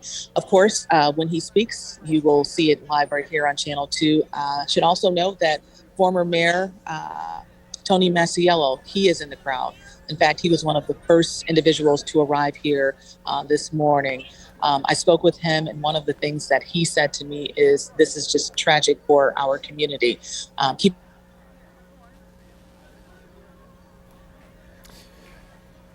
All right. Well, we have lost our feed with Claudine, but we'll be checking back in with her in just a few moments. But I wanted to bring in John Elmore, a local attorney, one more time, because we've been talking about a lot of social change that needs to happen, a lot of change in thoughts, a lot of change in attitude, a lot of change in behavior. But there are going to be bad players and players that don't fall in line. And that's where legislation comes in. How far can legislation go to the thinking of people? Well, I think people are free to think whatever they want to think. But when those thoughts convert to violent action, then the law has to step in. Or when the thoughts come to words that incite violent action, then there should be punishment. It's a fairly simple thing. Yeah, is there something to be said that, you pass laws and it spreads the word, hey, this isn't okay? I agree. And, I mean, again, there's just so many people on a certain cable television show that just talk about hate every day and feed the hate, and there's just so much stuff on the internet that feeds the hate, and when people hear these things over and over and over and over again, they become radicalized, and then when they become radicalized, they become violent, and it is happening too often in America. There have been too many incidents of mass shootings. Unfortunately, Buffalo, up until last Saturday, was free from those, but it shouldn't have happened. The alleged shooter's manifesto, 180 pages of it that he posted online, talks about what you just said about becoming radicalized. He's 18 years old, and he said at the start of the pandemic when he was 16, he just started surfing the internet and finding these theories and these beliefs, and then believing it himself, all because of what is posted on the internet and from seeing other acts of terror throughout the world, including the act of terror in New Zealand, all of it because it's posted online. John Elmore, our legal attorney, legal analyst here right now, what needs to be done to stop some of the hate speech that we are seeing on social media platforms? Yeah. And what do you have to say about that? Well, sure, but before I answer that, I think I want to bring up one important point. This is not the first time that African Americans in Buffalo have been targeted by a white supremacist. I can remember around 1979, 1980, there was a gentleman by the name of Joseph Christopher, who was a .22 caliber killer, and his method of operation was to find unsuspected black males and shoot them and kill them. And he was convicted and sentenced to prison. But this is not the first time. And oftentimes, in social circles, you just hear that this is a color-free society, that racism doesn't exist, that African Americans are just racially over insensitive.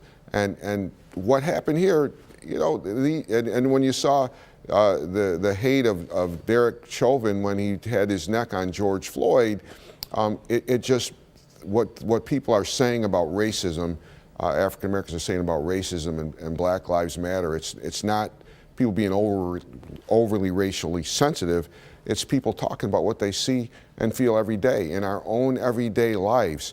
If you look at Sunday is the most segregated hour at noon in America because whites worship separately, then African Americans worship separately.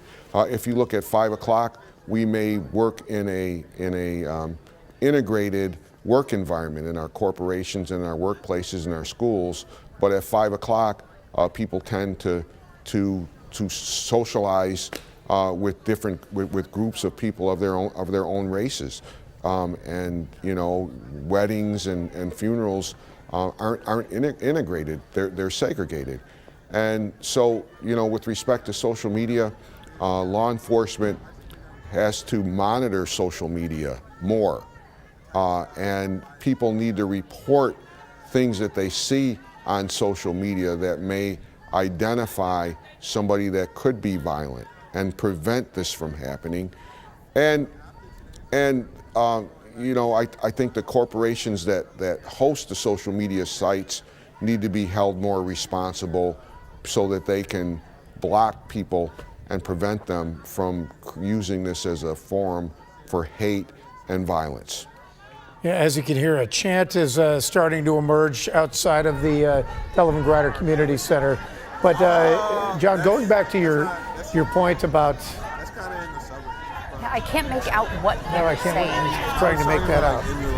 Black Lives Matter is a very simple message that is resonating now for a different cause than the Black Lives Matter movement, but the same root cause. But John, going back to your point about the .22 caliber killer, Joseph Christopher, it's been 40 plus years. Are we looking at, with social media, a situation where in a lot of circles racism has been just normalized? And it's okay now because you kind of stay in your own silo and you hear that over and over and over again. In certain segments of our society, it's acceptable. It is acceptable for people to say, what they want. And I think the previous president that we had facilitated, some of the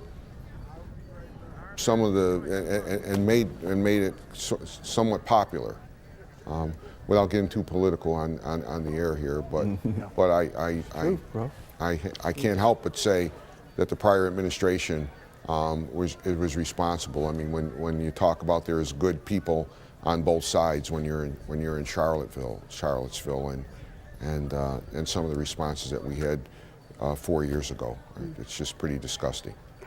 And before we move on with our midday newscast, we want to bring in Pastor George Nicholas again from Lincoln Memorial UME Church, which is located just blocks away from the scene of the massacre on Saturday. Pastor, leave us with a few words right now. You're seeing the crowd here outside the Delevan-Grider Community Center where folks are trying to get a glimpse of President Biden, who's inside meeting with victims' families right now. What are your thoughts as you see these folks here, and what are your thoughts about what we're about to see and hear today? Well, I'm hopeful that, and again, I think the president is doing absolutely the right thing. And one of my church members lost their uncle, and so they're going to be in that space to allow for the president to comfort them, and I think that's very, very important. But I also hope that somehow the voices of the people who you see on the screen now, the people that are not in that room, I hope somehow their hopes, their dreams, their vision for their own community is heard. And that we must understand that we cannot allow for this incident to cause us to retreat, to cause us to live in fear, but it has to be a motivator to help us to build the beloved community. We have to take this moment to comfort those who are grieving, but also to look inward and then look aspirational for what do we want Buffalo to be.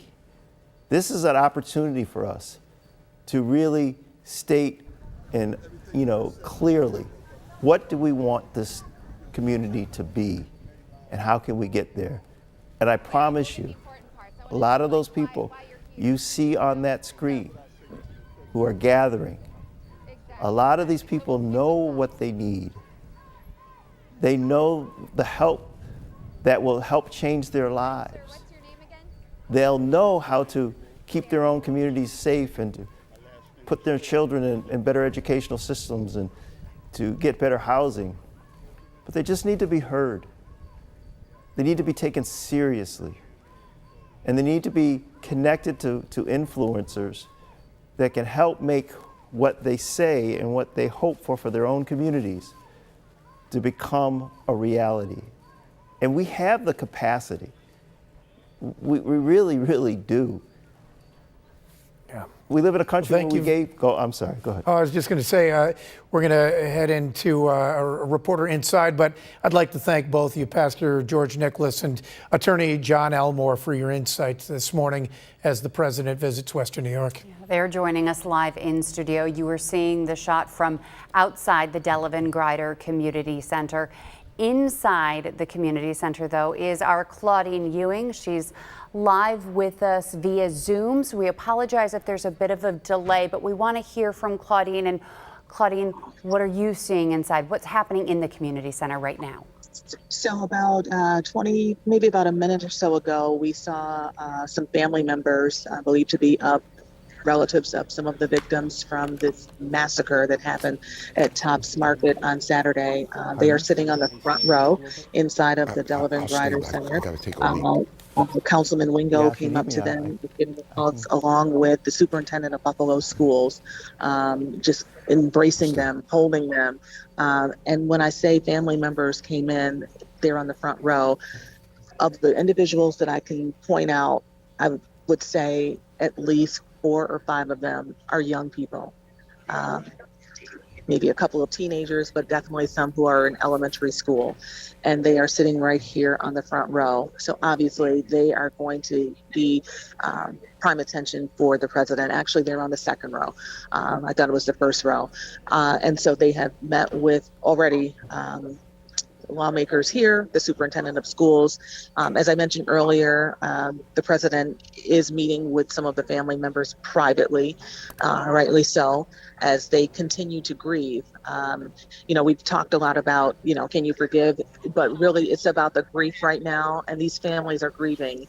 And no doubt, when I spoke with one of the families yesterday, at this point, they just want to talk it out. They just want to talk it out. And no doubt that's probably why in this crowd we see so many members of the clergy here. Sitting right in front of me, members of Mayor Brown's administration. Walking in right now is another family member of one of the victims. He's walking in with a young child. 3 more people are coming in. We don't know their names. But they are coming in and they are now embracing other family members. So right there, the emotion is there. And I can also tell you that as they are walking in, it's beginning to get really quiet in this room because all eyes are on them. These are people who have experienced something that they never imagined, never thought would happen. And now it's bringing families together who probably didn't know one another. Not everybody who was a victim knew one another, but now they are all connected by this tragedy. And so watching them embrace is a moment.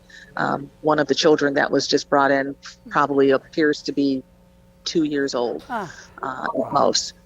So that's the scene right now. And so when the president takes to the podium, those are the faces he's going to see because they are right in front of him. Of children, they of are right victims, in front of him. sharing a bond that no one would ever want to share. And Two on Your Side is being told by federal sources that the White House has said that the president is likely to speak inside the Delevan-Grider Community Center in about a half hour, give or take, and we will be with you live on the air and live streaming on WGRZ.com until that happens and throughout. Yeah, and we've talked about a lot of potential changes, a lot of disparities and equities, but what Claudine just said, that's the heart of it. Today we are remembering the 10 lives lost and the 3 other people who were shot and survived, and that's what's important, helping a community heal. But right now, we're going to send things out to Emma Henderson, who's outside of the Delevan-Grider Community Center.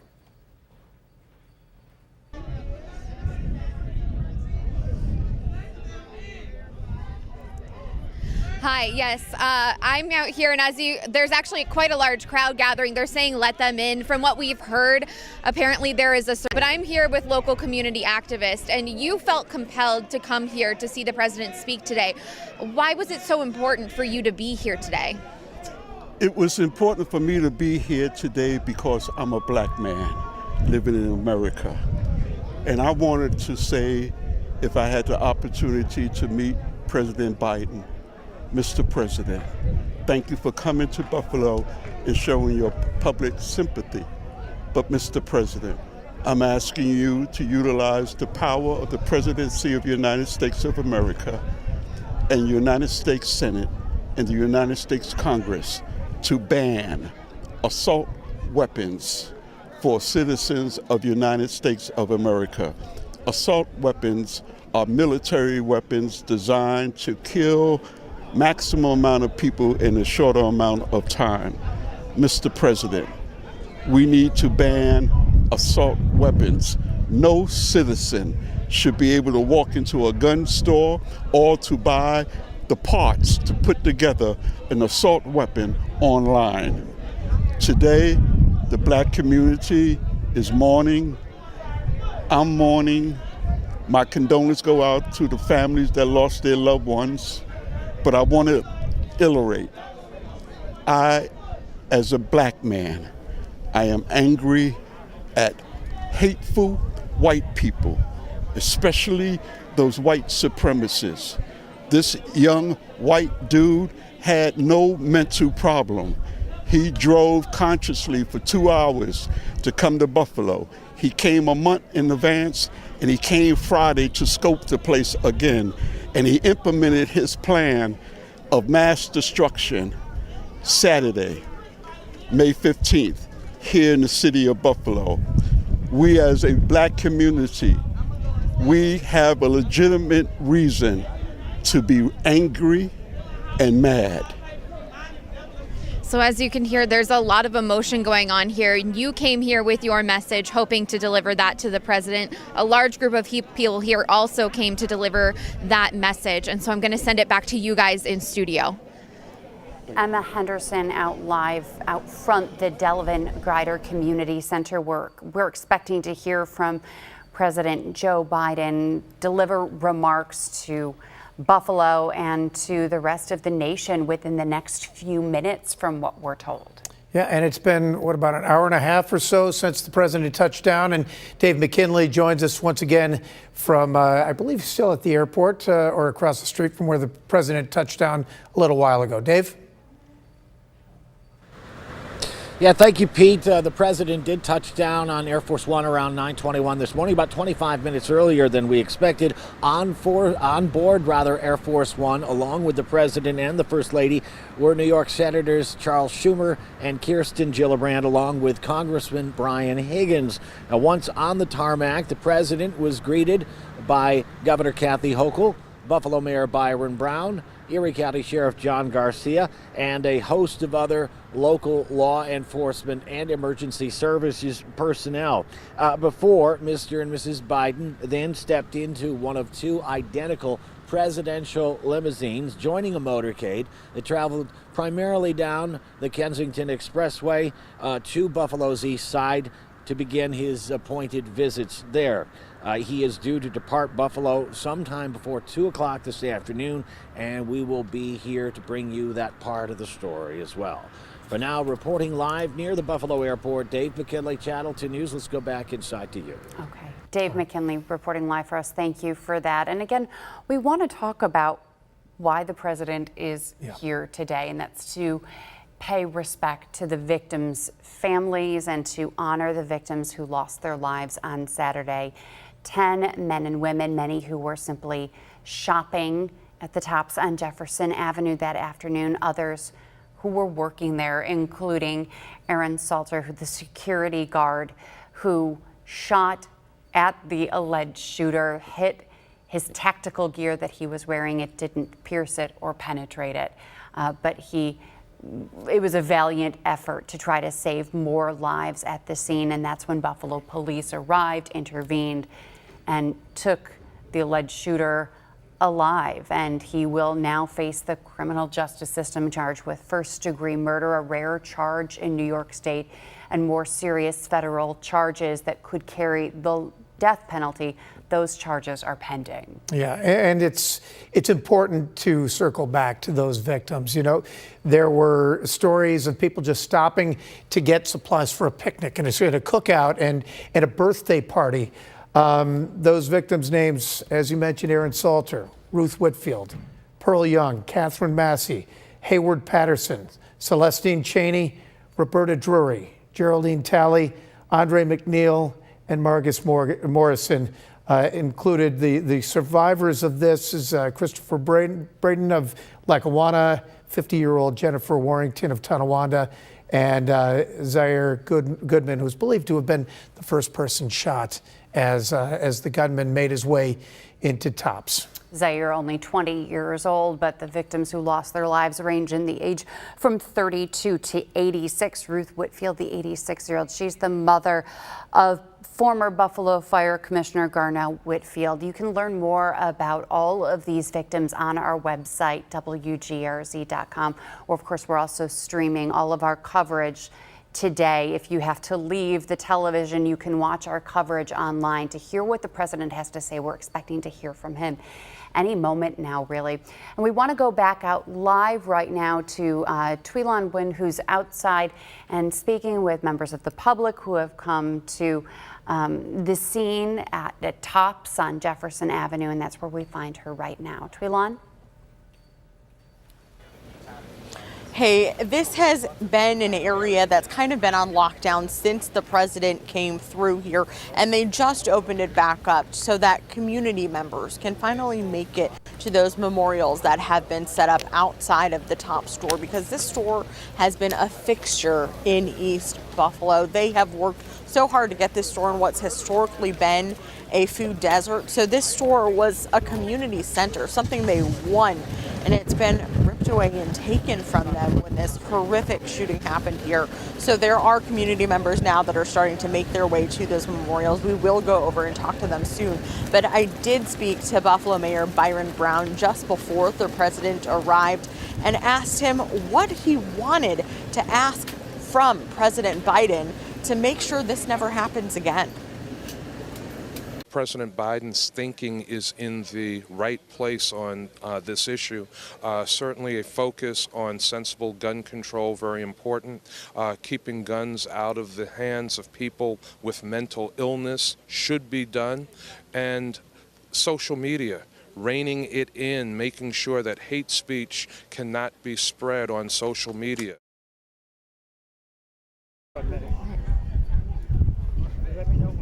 Hi, sorry, can you tell them your name? My name is Gary Love, member of MVP, most valuable. All right, well, that was Tweelon, who spoke with the mayor earlier today, and the interview that we heard from him. He is with the president, presumably right now, as the president is also wrapping up his meetings with the victims' families before he addresses the public. Yeah, and we're seeing some pretty powerful imagery that has been released from AP, who's part of the White House press corps that is traveling directly with the president and the First Lady approaching the largest of the makeshift memorials. That thing has grown probably tenfold since Sunday morning, the morning after, and laying a bouquet of flowers, paying their respects, and remembering the 10 lives lost. And I believe we still have no, we do not have Tweelon, but we will be checking in with her. She's going to be talking to a lot of the people who are finally able to make it back into what's become a growing memorial site. And we heard from Tweelon about the importance of the Tops in that community. It is closed now, but as we've seen time and time again, the City of Good Neighbors is coming through to try to help. This is a food desert. This is the largest grocery store and one of the only major grocery stores in that community. Now that it's closed, Feed More Western New York is coming together to distribute bags of food to residents in that community who now have no place to shop. Feed More is still collecting donations at their Holt Street location, the warehouse there where you can drop off not just non-perishable food items, but also personal care products, anything that you would buy at a grocery store or things that they need, personal care items, baby items, diapers, formula, anything that you can drop off right now to feed more. And of course, they're taking monetary donations as well. GoFundMe has also created a centralized hub of sorts so that you're not donating to perhaps a fake GoFundMe account, but there is a centralized hub of GoFundMe if you'd like to make a cash donation. And we've got all of those links and ways that you can help right now on WGRZ.com. Yeah, and the NFTA has also provided a free shuttle from Jefferson Avenue over to the Elmwood Avenue store so people can get to the grocery store for the groceries and the prescriptions. But right now, we're going to head back out to Emma Henderson outside of the Delevan-Grider Community Center. Emma?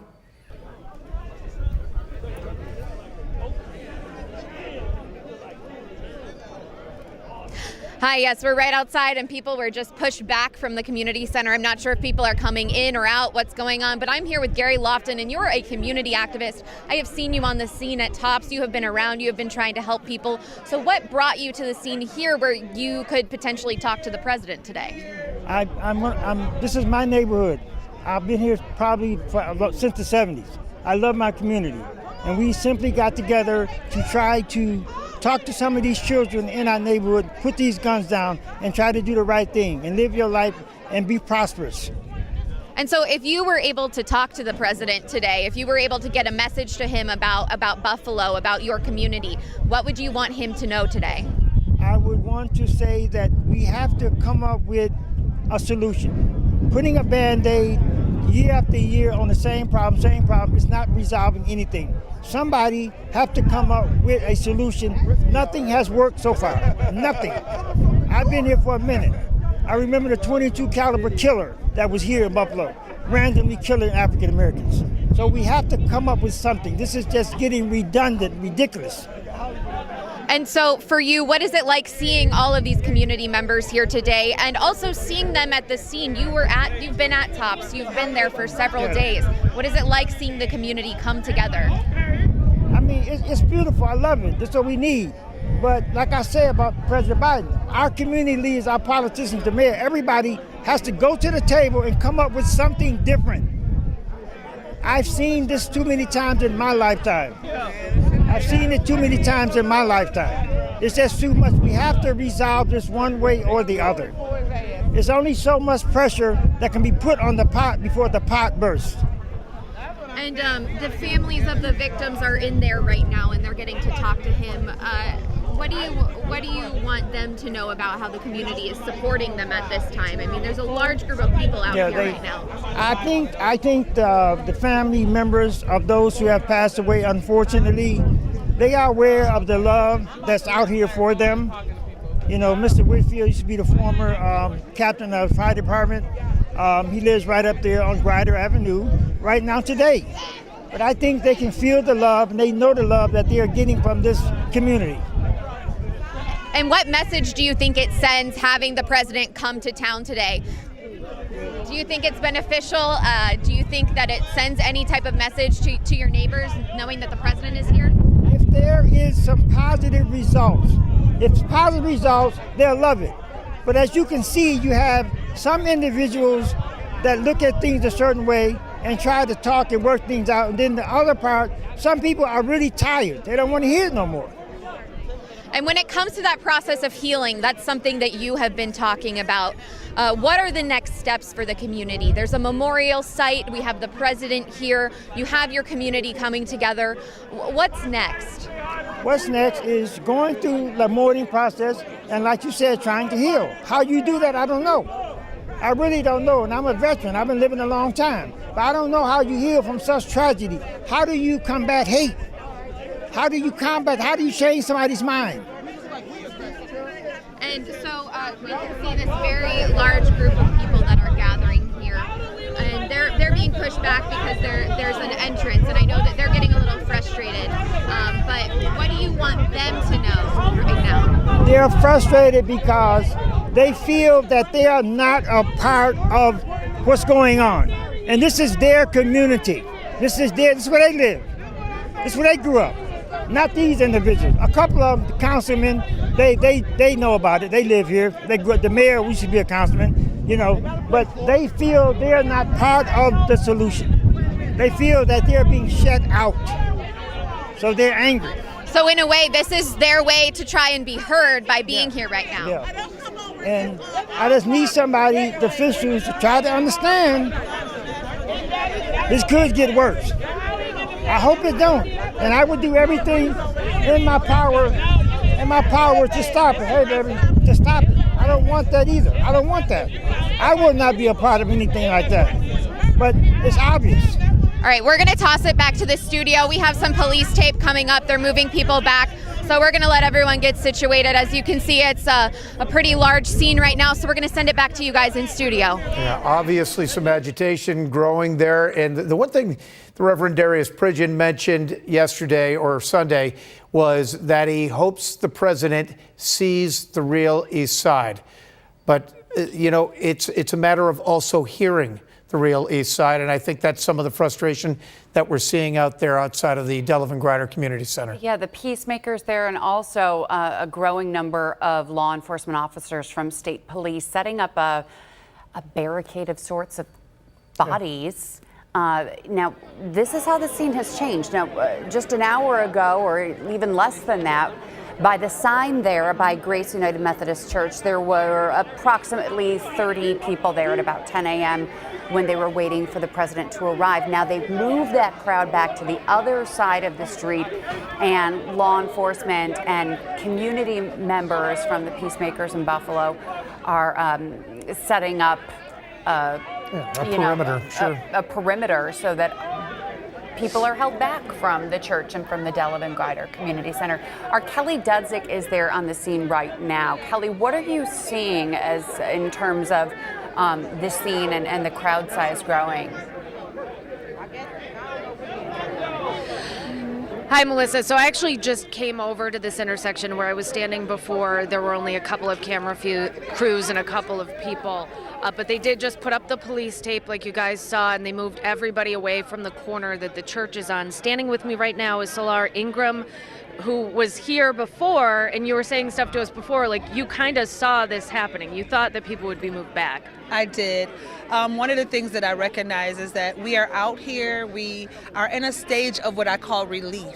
That doesn't mean that the pressure is off. That means that right now we have resources being brought to us. And what I saw is that some individuals in the community who I understand they may not have the emotional awareness that they may need to have at this time. I understand that they may be in a state of mind of pain, but what we cannot do is stand in the middle of what is needed, which is gathering, right?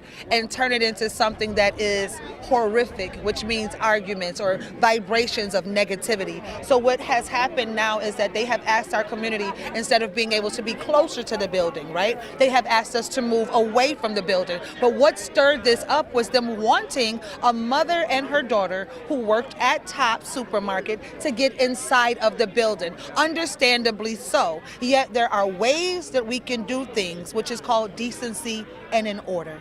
And when we begin to act decent and in order, we also find that we can get the results that we need in order to heal as a community. So right now, we have now had to do a changing of the guards. What we see in the middle of Delevan and Moselle are the state troopers. We are seeing the peacemakers. We are seeing the Buffalo police. We are seeing undercover and secret agents having to renegotiate our narrative. And the only reason is because we have individuals who probably have to learn that during this time, we don't entice a riot. We already let the fire burn inside of us, but we begin to let unity and love and order prevail. You can't blame a politician for what happened. You can't blame a pastor for what happened. You can't blame a community member for what happened when it was something and a force outside of a community that came in and disturbed it to this point. What we have to do is be more vigilant. We need to be more aware. We need to be more alert. And if anything, we cannot change the narrative. We need to scream the names of the individuals who are passed. We need to embrace the families that won't see dad come home with that birthday cake. Right now is not the time to be angry and sin. Not sin. You can be angry, but don't sin. Don't scream insanities. Don't stir up a community that's already broken up. If you don't have nothing nice to say, do yourself a favor. Shush and pray. I don't know what else I can say to my community as the community's daughter, but what I will say is that will not be tolerated. What will happen in this community is that we will have sound and understandable and reasonable conversations on what it takes to heal. Get off these corners and get into the community parts of our community that are giving, ready for this, mental health awareness. Who needs some food? Go over to the radio station, 143 Broadway. The Peacemaker is giving away food. Buffalo United Front is giving away food. You want to know what to do? Call Captain Roberts. Go to the positive side. Who else giving away food? Who else giving away some diapers? Thank you, Catholic Charities. But right now, what we don't need is anything that come into this and disturb what we have to do. Take us off our focus. Thank you. We appreciate it. Thank you. So, guys, that was Solar Ingram. She's from Buffalo, was moved to come down here today. And you can see right now the state troopers have lined up. We're at Delevan and Moselle, right outside the Delevan-Grider Community Center, where the crowd was just a few minutes ago asked to move away from the corner at 875 East Delevan, where the church is, because things were getting pretty loud, and law enforcement officers obviously decided it was getting out of control, so they put up more police tape. Guys, back to you. Seeing the police lined up side by side with clergy and the peacemakers, that's what it's about, is bringing together these groups, not just making it about law enforcement versus members of the community, but the community working together hand in hand. I saw, a trooper shaking the hand of one of the peacemakers. They're showing that they can work together to protect the people in our community, but also let their voices be heard in a positive and safe way. Yeah, because the police and the community have to work together in the wake of what we saw on Saturday. And you want to talk about some powerful words. Oh man. And I think the bottom line of what she said is we should be shouting the names of the 10 people, the 10 lives, the 10 souls that were lost Saturday afternoon in a case of horrendous hate and horrendous evil. And if we can, let's do that right now. Let's remember those names and those faces and those victims and hear their stories. We'll start with Catherine Massey. 72 years old, known by Aunt Cat. Massey's family said that she loved art and dancing and was known for her sense of humor. She wrote for the Challenger and the Buffalo News. She was a civil rights activist and just recently wrote a letter to the Buffalo News in support of more federal regulation of firearms. She worked at Blue Cross Blue Shield before she retired, and her family says it's her free spirit that they will miss the most.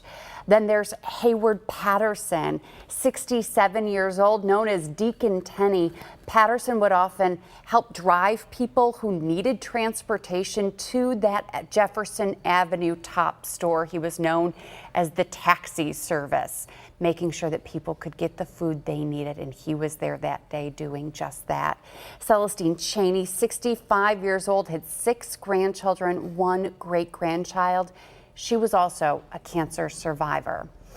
Andre McNeil, 53 years old. We're told he's from Auburn. He's a father, brother, uncle, and friend, reportedly at Tops to buy a birthday cake for his son, who just turned 3 years old.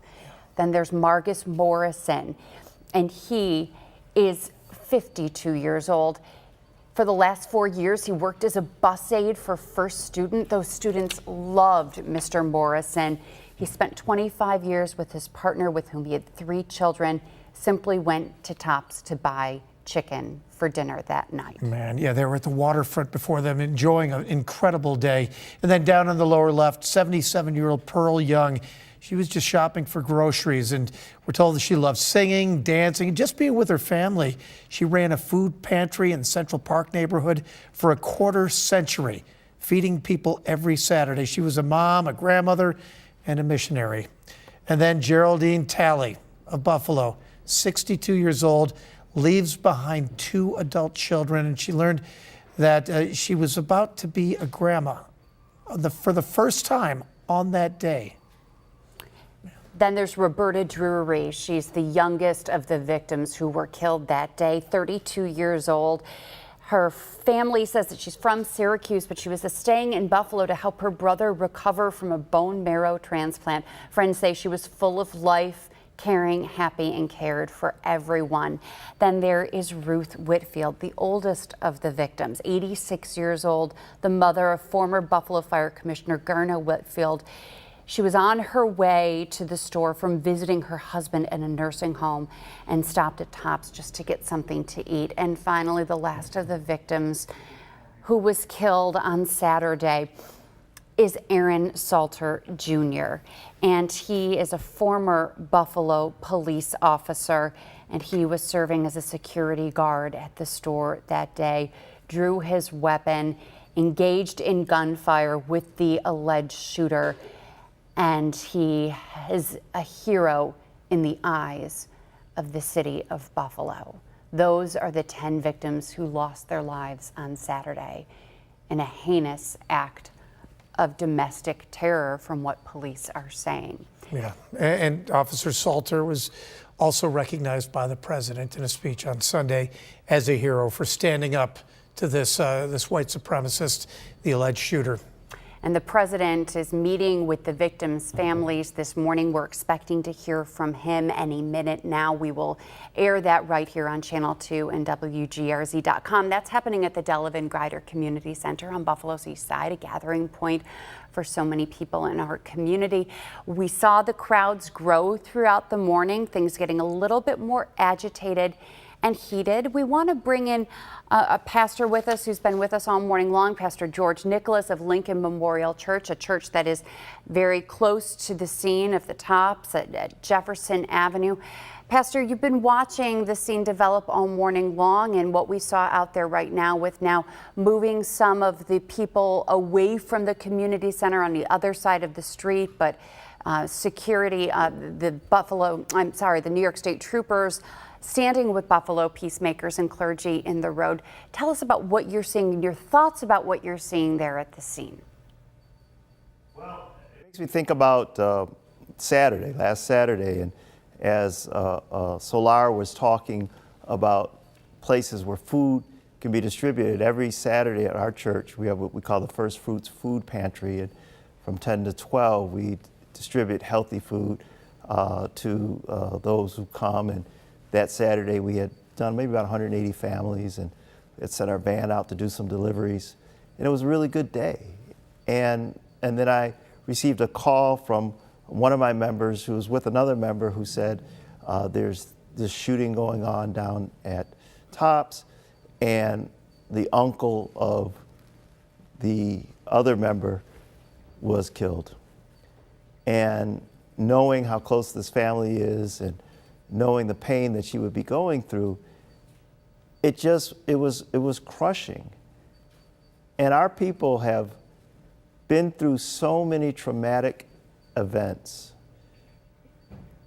so many times of heartbreak. But the reality is, many feel in the community that they're not being heard, that their circumstance has not been taken seriously. So when the President of the United States comes, they view him as their president as well. And so, Mr. President, you're coming, and you're coming into our community. Why can't you speak to us? And I think that, I understand the logistics of security and all this other stuff, but I'm going to tell you, that's kind of what happens. And folks don't always want somebody to speak for them. A lot of times and I always say when people put me into these spaces, I don't speak for all black folk. I speak for myself and those in my circle and those who I've had the opportunity to be connected to. But a lot of people feel like they don't need anybody to speak for them. They can speak for themselves.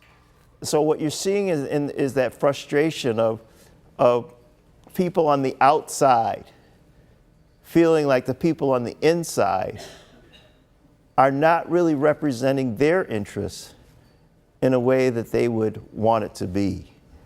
And so certainly people are going to be frustrated, and they're going to voice their frustration. And I think that we shouldn't try to drown it out or shut it out, but we need to listen. We don't need violence. Nobody's saying that.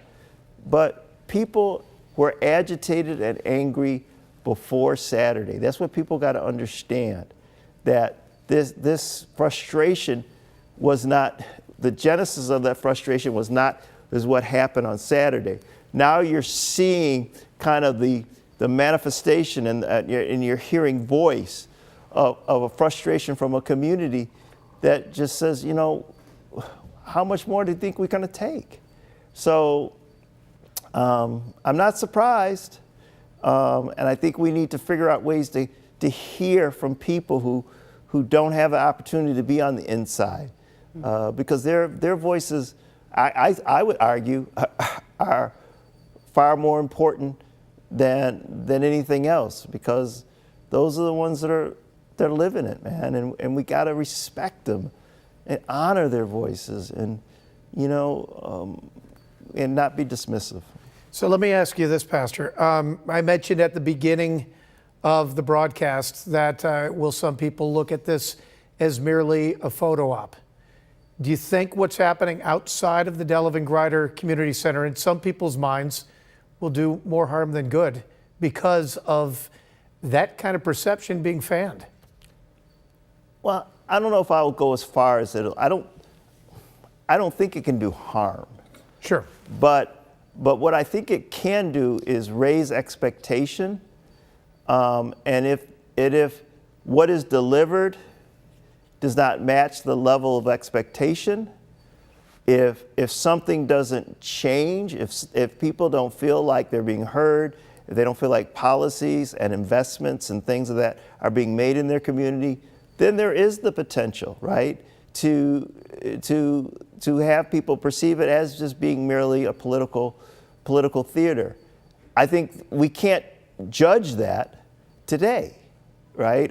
This is an honorable thing that the President of the United States is doing today. It's a good thing. It's the right thing. But so now, though, from this moment, we have to evaluate what Senator Schumer and Senator Gillibrand and Congressmember Higgins and Mayor Brown and County Executive Polenkars and all the other people many people in that community, if they're Democrat, they're elected because of people in communities like this. Joe Biden wouldn't be president of this country if it wasn't for the black vote.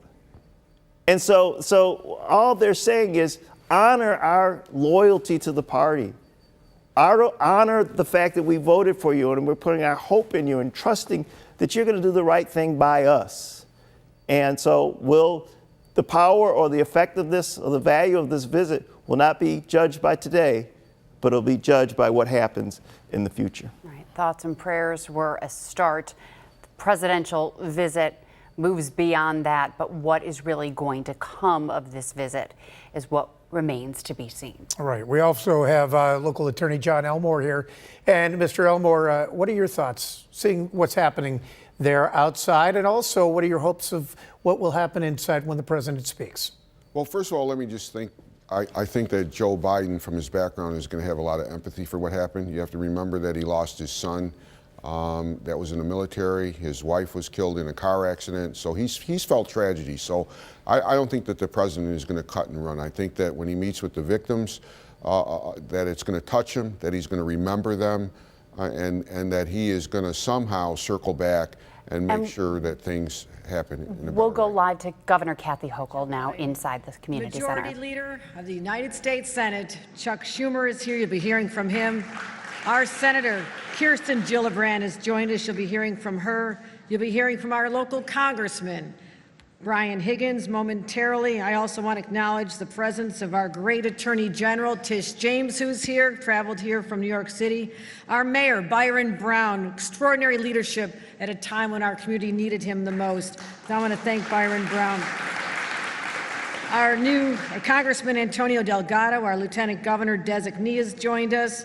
Also, we have the Majority Leader of the New York State Senate, Andrea Stewart-Cousins, here. Thank you for joining us.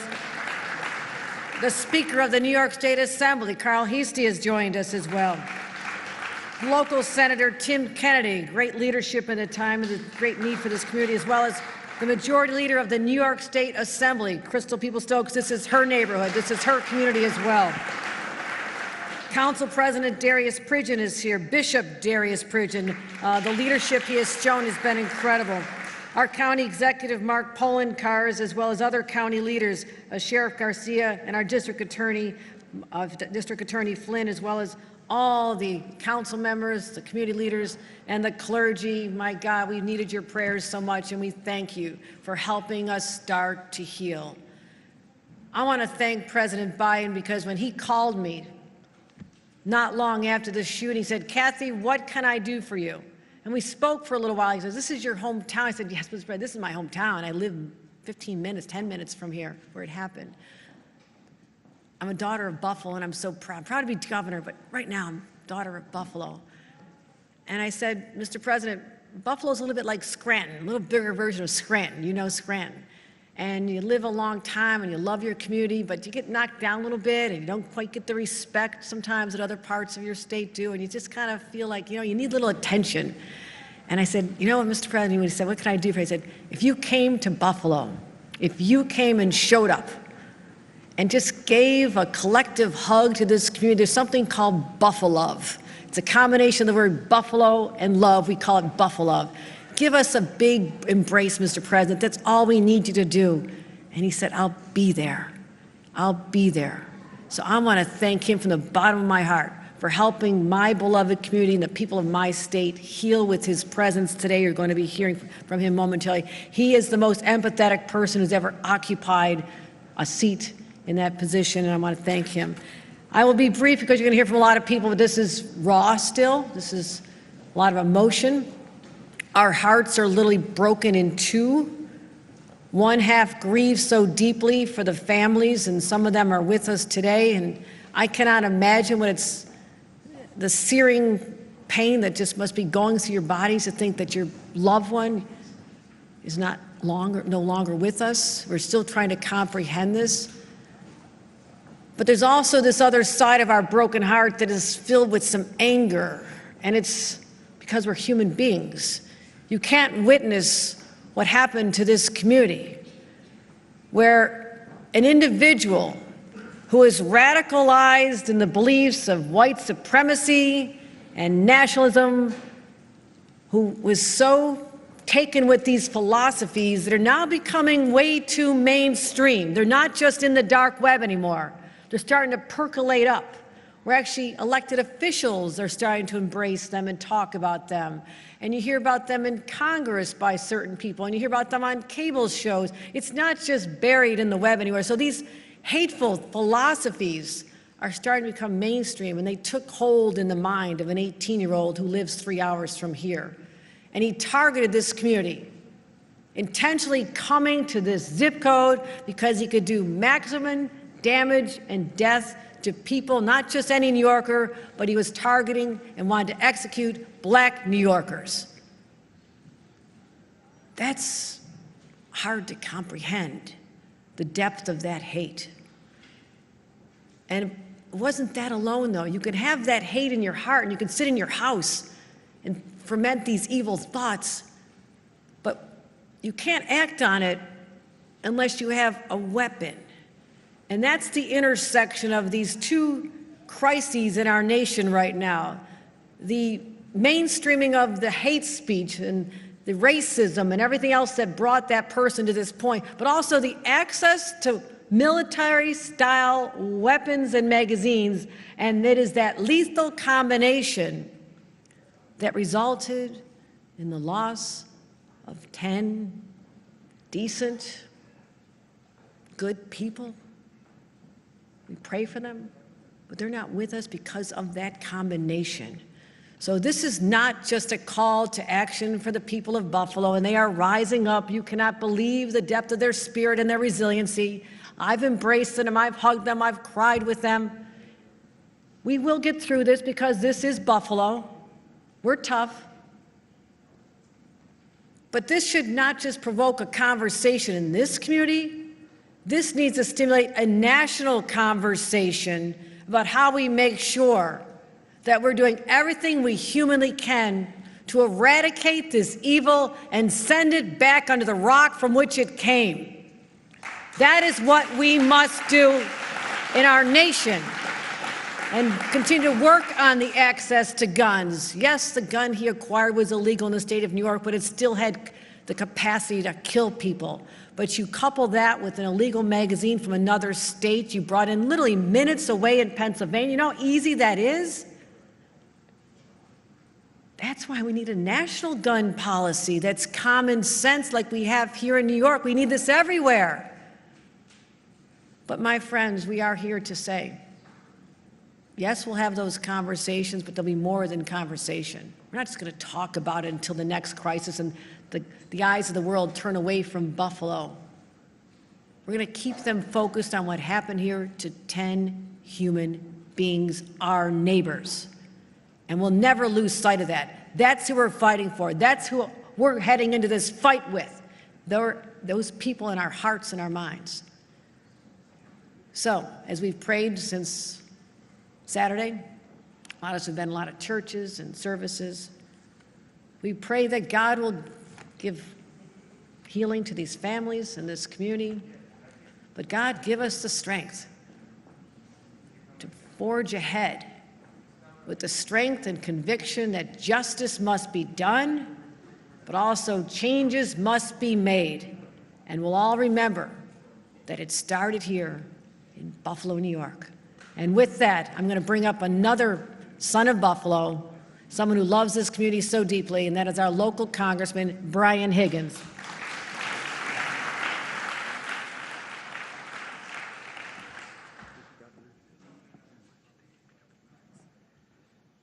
Thank you, Governor Kathy Hochul. I know that many people have been recognized, but I too want to recognize the mayor of Buffalo, Byron Brown. He does his best work under the most difficult of circumstances. A lot of things have to occur over the next several weeks, but I don't want to get in front of it because we want to remember the victims. They were mothers and grandmothers. They were fathers and grandfathers. They were young adults. They were people of faith, a retired teacher, and a retired police officer. 10 individuals who woke up on Saturday morning, left their homes, saying goodbye to their loved ones, having every expectation that they would return safely. And their lives were taken from them because of a blatant, vile, racist act of domestic terrorism. We need laws. We need a federal statute that criminalizes domestic terror of this nature. We need to get assault weapons off the street so our police officers can be safe and continue to keep us safe on our streets and in every situation that we find ourselves in. And finally, I just want to say about the community of Buffalo. Buffalo is a tough place. It's resilient. It has overcome adversity in many circumstances. We have never had such terror exacted on this community in the entire history of this community. But what we can do from all of this is learn. They say that to live is to suffer. To overcome the suffering is to give meaning to the suffering. The Greeks say that we suffer our way to wisdom. It is a hard fought for wisdom, but the hope is, in the days immediately in front of us, working at the state, federal, and local level, we will find a way to stop the violence and the hate in this community and in this country and throughout the world. With that, it gives me great pleasure to welcome the junior senator from New York State, a great friend and former colleague in the House, Gillibrand.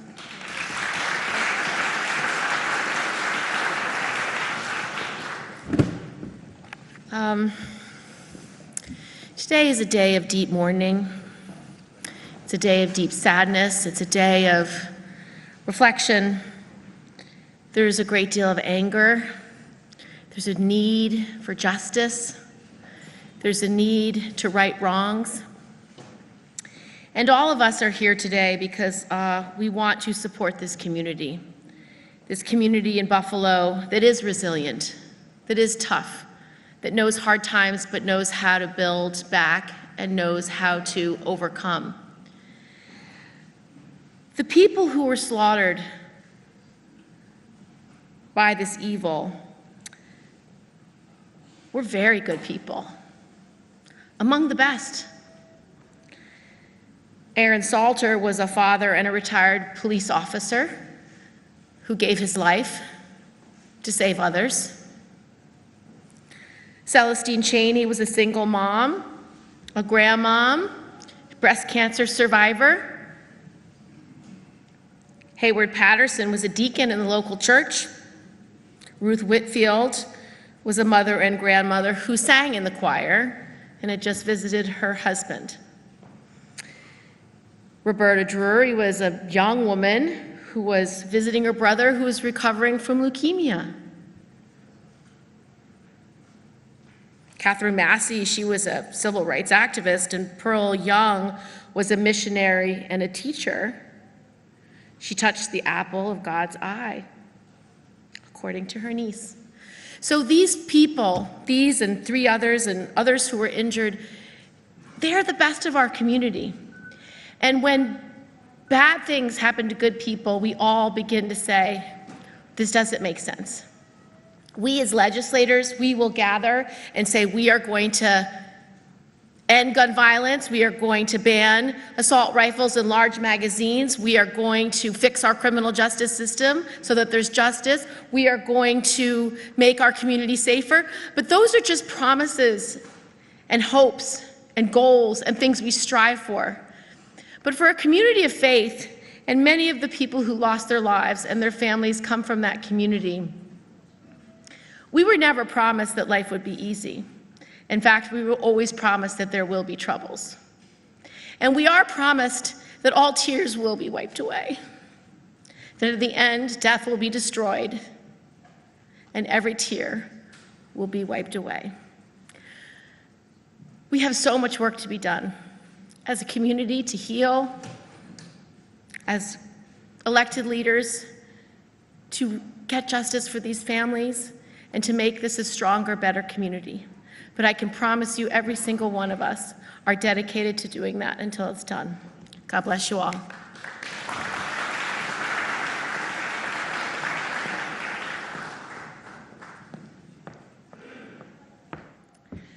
I now would like to introduce Senator Schumer, who is not only our great senator in this state, but is the majority leader of the United States.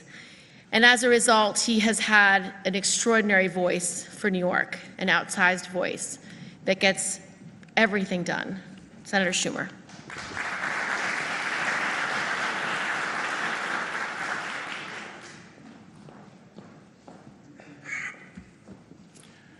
Good afternoon.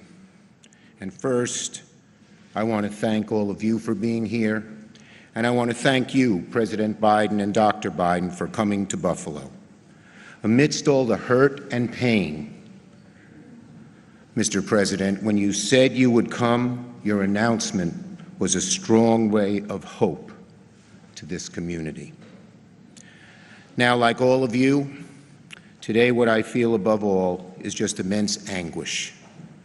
Nothing I can say will undo the terrible suffering you are enduring, nor bring back those, beautiful young lady there, those who were senselessly and unjustly taken from us.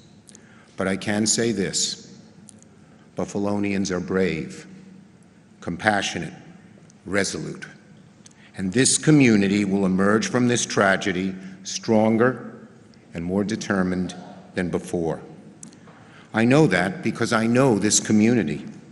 I remember like it was yesterday when I stood outside the new Tops supermarket on Jefferson Avenue. I was proud to have advocated for its construction, bringing affordable and healthy food to this food desert. What we didn't know then was just how much the Tops would become a neighborhood gathering place, which is why this vicious killer chose this supermarket for his evil deed. He wanted to put a dagger in the heart of the community, how vicious and mean and cruel and deranged he was. I'm sure many of you shop there. It's where you buy your groceries on your way home from church before the Bills game.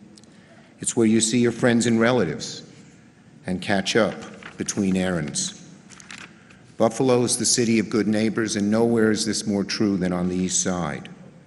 And to the city of good neighbors, I pledge to stand with you through this awful, awful tragedy, to work in the Senate to oppose the poison of white supremacy that inspired this attack, to work towards finally ridding our streets of weapons of war, and to make sure that this community has all the resources necessary to heal, to endure, to stand tall once again. May God bless those who lost their lives, the loved ones they leave behind, and may He protect the injured and keep them safe from harm. As the scripture in Isaiah says, "Blessed are they who mourn, for they shall be comforted."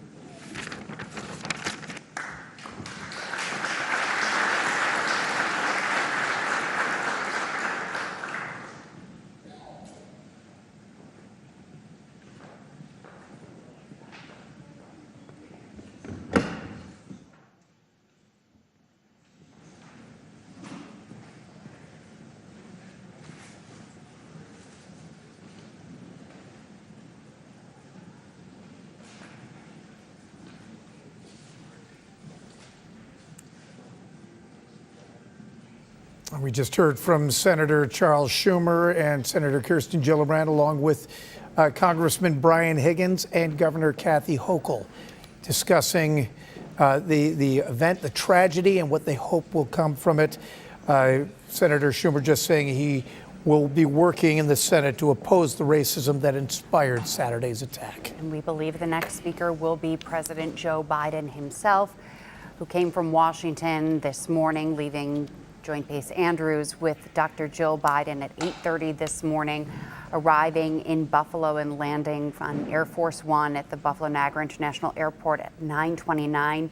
From there, they made their way, they left the airport at 9:40, making their way to Tops on Jefferson Avenue, where that massacre occurred on Saturday, 2:30 in the afternoon, taking the lives of 10 people, injuring 3 others.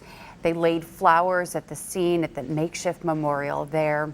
They prayed, they knelt by the flowers and the candles.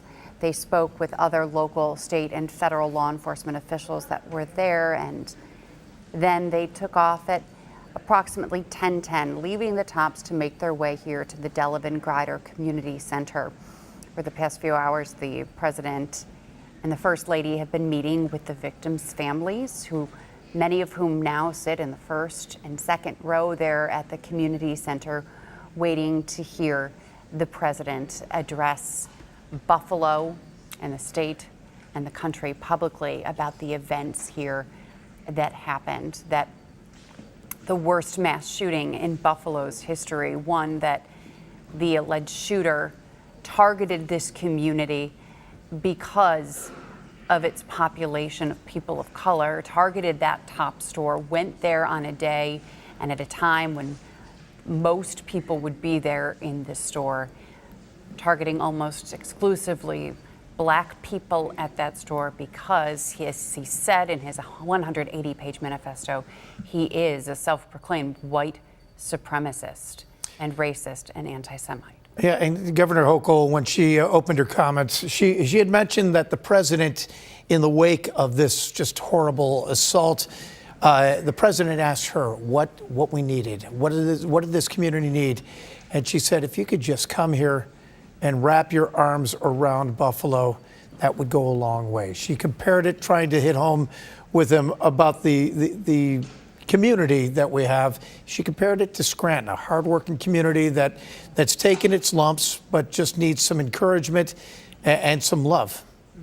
And certainly he has love to give. The president has suffered much pain in his life as well, so he will be able to provide more than sympathy, but empathy to the loss of lives of these families that are with him today. But it goes beyond that. People are happy that he is here. They're grateful that he's come to Buffalo. There have been many mass shootings that have happened before and even since this one in Buffalo where the president did not visit, but he is here in Buffalo to send a message. That's the start of it. But the question is, what will come of it? And that is something that remains to be seen. None of us can answer, but clearly all of the officials that you just heard from this morning and this afternoon say that they will push for that change. But will the change happen? Yeah, I think the governor said it very appropriately when she said justice may be done or must be done, but changes must be made. And, you know, Melissa just mentioned he came here to send a message, but we saw outside the crowds that have been gathered and actually pushed back because of they want their message to be heard as well. You know, the president has a message that he is standing tall. He is here for the victims of this terrible attack, but this community wants him to hear their message as well, that they appreciate his condolences and him being here, but they also need help in so many other aspects. That sign there at the Grace United Methodist Church says, "Lord, protect our community." And out front of that sign, you see state troopers, members of the clergy, members of Buffalo Peacemakers, all doing what they can to protect our community today and into the future. And it's going to take those groups and many, many more in order to do that. Inside the studio here, we have Pastor George Nicholas, who said, we started grieving before 2:30 on Saturday, that this is not the beginning of the grief for the east side of Buffalo. It certainly is the most grief that our community has ever felt, but much more needs to be done than just thoughts and prayers and words from the president. And seeing this collaboration of law enforcement and community members here to protect the scene and protect those who are out there to see the president today is, you know, a beautiful way to do that. And the emotions are high out there. It started quietly this morning, but the number of in the crowd has grown, and obviously and appropriately, people are hurt and people are angry and grieving and confused and still in disbelief. Yeah, and Attorney John Elmore, who's also in studio, you know, he also pointed out that, very appropriately, that racism didn't appear in Buffalo on Saturday afternoon.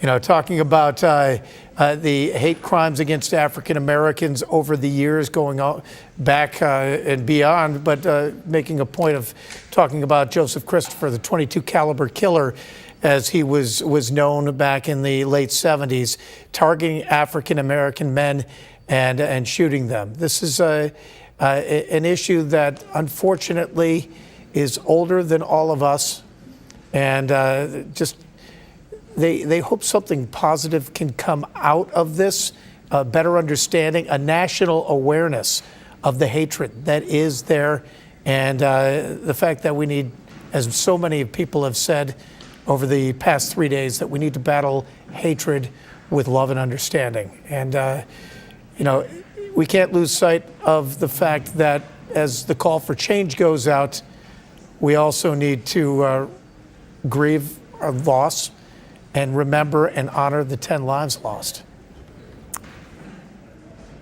And those lives include Aaron Salter of Lockport, 55 years old. He was tops a security guard, a retired Buffalo police officer who many say saved lives that day because he engaged in gunfire with the shooter, and he lost his life in the process, but he saved many lives by essentially putting an end to the violence there that day. When you see Aaron Salter here, he fired his weapon at that shooter who was dressed in tactical gear and prepared for that day. Yeah, and we have Twilon Wynn at the scene of the Jefferson Avenue Top store where the president visited earlier, and it was all shut down when the president arrived there, but the crowds have been let in and the people of the community have been let in, and Twilon has been there covering that for us all morning long. And you know, it's one thing that this Top store became a community center, a point of gathering for this community, and a huge symbol of victory to address the issue of a food desert that existed for a long time on the east side. But right now it has become a community gathering place, a place for people to come and remember those lives lost and grieve. And Twilon is live outside the Tops right there on Jefferson Avenue. Twilon Wynn reporting for us. What are you seeing out there? What is the scene like now since the president has departed? What's the crowd looking like? And who do you have with you there, Twilon? Yeah, there's a lot of people out here right now, and people are coming from near and far. DeWitt came from Canada. Toronto, Canada. Tell me a little bit about why you made the journey down here and why it was important for you to be here. Well, it's a journey I take often, so I have a lot of invested interest here in Buffalo, New York. It's a place I consider to be a second home or first home, depending on how I feel. But nevertheless, this street here is a street that I am no stranger to. It's so full of culture. Just almost a year ago, we actually led a parade down this street here celebrating Juneteenth. So it's a beloved street and community rich with history. And we're here today. I'm here today on behalf of the residents of Toronto, Canada, who send their support, who send their love. And that's what this stands for. 6 Loves New York. Absolutely. And I mean, you're familiar to this neighborhood. Canada, another good neighbor to us. Tell me what your thoughts were when you heard what had happened here. Well, because this is a situation, this is in a community that I live in and that I support. When we found out about it, of course, your concern goes to the people, to the families that were impacted. As closely knit as I am and rooted in this community, 10 people shot anywhere in Buffalo, it's going to hit home. And so, but this place in particular, I mean, on a Saturday, any of us could have been in there. And so we know that the who's who could be visiting and patronizing the store at the time. But we know also our beloved, you know, aunts and mothers and grandmothers are here. And so that's what, you know, concerned me the most. Is that this is a soft target. This is a place of a safe space, and it has been completely compromised. Absolutely. And when we talk about this situation, there's a lot of attention right now. There's national media, there's people from everywhere. But long after we all leave, these big stations leave, all the attention's kind of died down. There's a lot of work to be done. What do you think needs to be done so that something like this never happens again? Well, I'm so glad you asked. And we're so grateful that the president is here in Buffalo today because it is National Police Week. And what we saw on display here in Buffalo, New York was, in my opinion, the greatest display of policing that we have ever seen. Because not only did the security guard who served as a police officer lost his life, gave his life, right? He gave his life to protect others, to preserve others. So he's a hero, and he showed us what the ultimate sacrifice looks like. And every police officer puts on their uniform with that same reality, that I may have to defend people and offer my life in exchange. But we also saw a dozen or so police officers here who were able to, in the midst of a bloody war with bodies and carnage all over, to be able to remain composed, to remain calm, and to not allow fear to overcome them, that not one bullet was sent out. And he was apprehended with such dignity that they showed us how it could be done. So we are celebrating these great cops who showed us what we expect from police officers, and in honor of the lives that were lost here, we want to call that the top cop procedure. That is the top cop procedure, and that is the standard because that was the worst of all mankind that they apprehended there. The worst of all mankind, with his carnage all around them.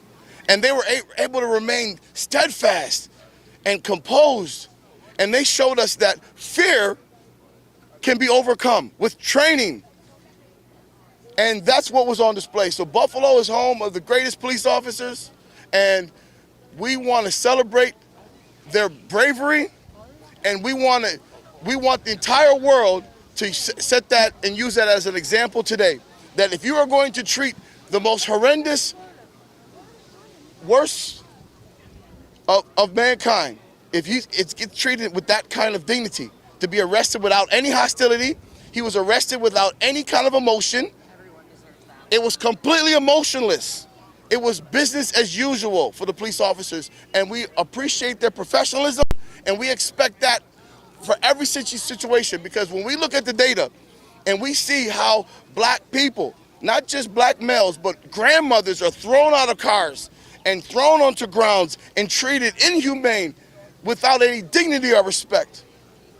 And for you to look at the other extreme of someone like that being treated with such dignity, we believe that is the new standard, and in honor of the lives lost, we call that the top cop procedure. We want it a law, we want it standard, we want it textbook, and we want it now. Thank you so much for your time. I appreciate it. Thank you for being here. And I just want to reiterate, this has been a center of the community, and lots of people are coming here. They're turning this experience into an opportunity to come together. They're setting up food for the community to enjoy, so they can remember the lives that have been lost and turn this experience into one that enacts change, and one where they can create these relationships to honor those lives that were lost, so they can figure out how we can do better.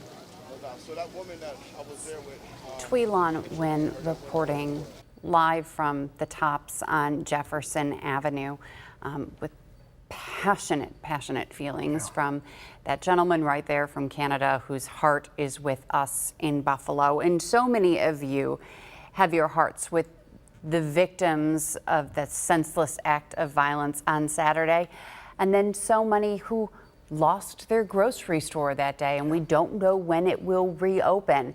And so you might be saying, how can I help? You're feeling helpless right now. Well, there are ways to help, and we want to share those with you. You can help by donating what you can in terms of money. Cash donations can be made to help the victims' families.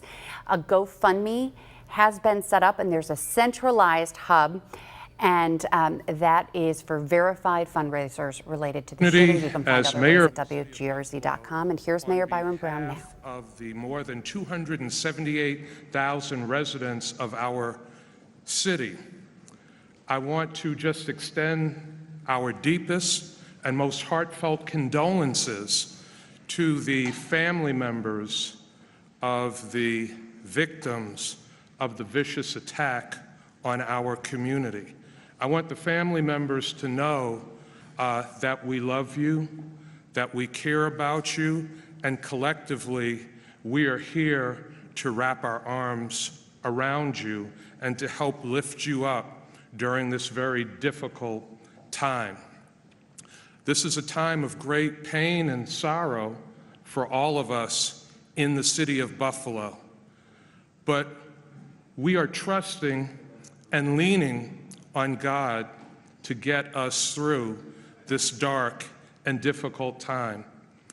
We are very thankful that in the midst of this darkness, we have a president and first lady who care deeply about our community and communities all across the country. President Joe Biden and First Lady Dr. Jill Biden are people with extraordinary compassion and empathy. They wanted to be here for this community. They wanted to help us with our process of healing.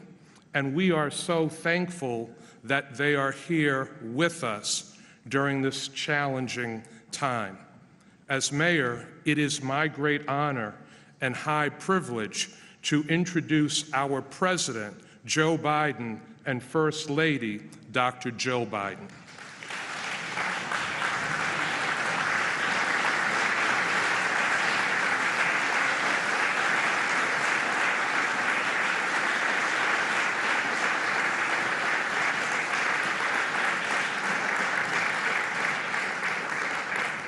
Before I begin, Jill would like to say a few words.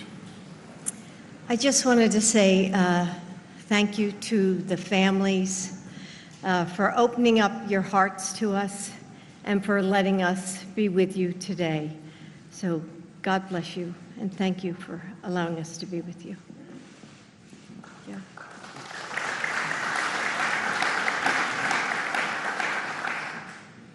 Majority Leader Schumer and Senator Gillibrand and Congressman Higgins.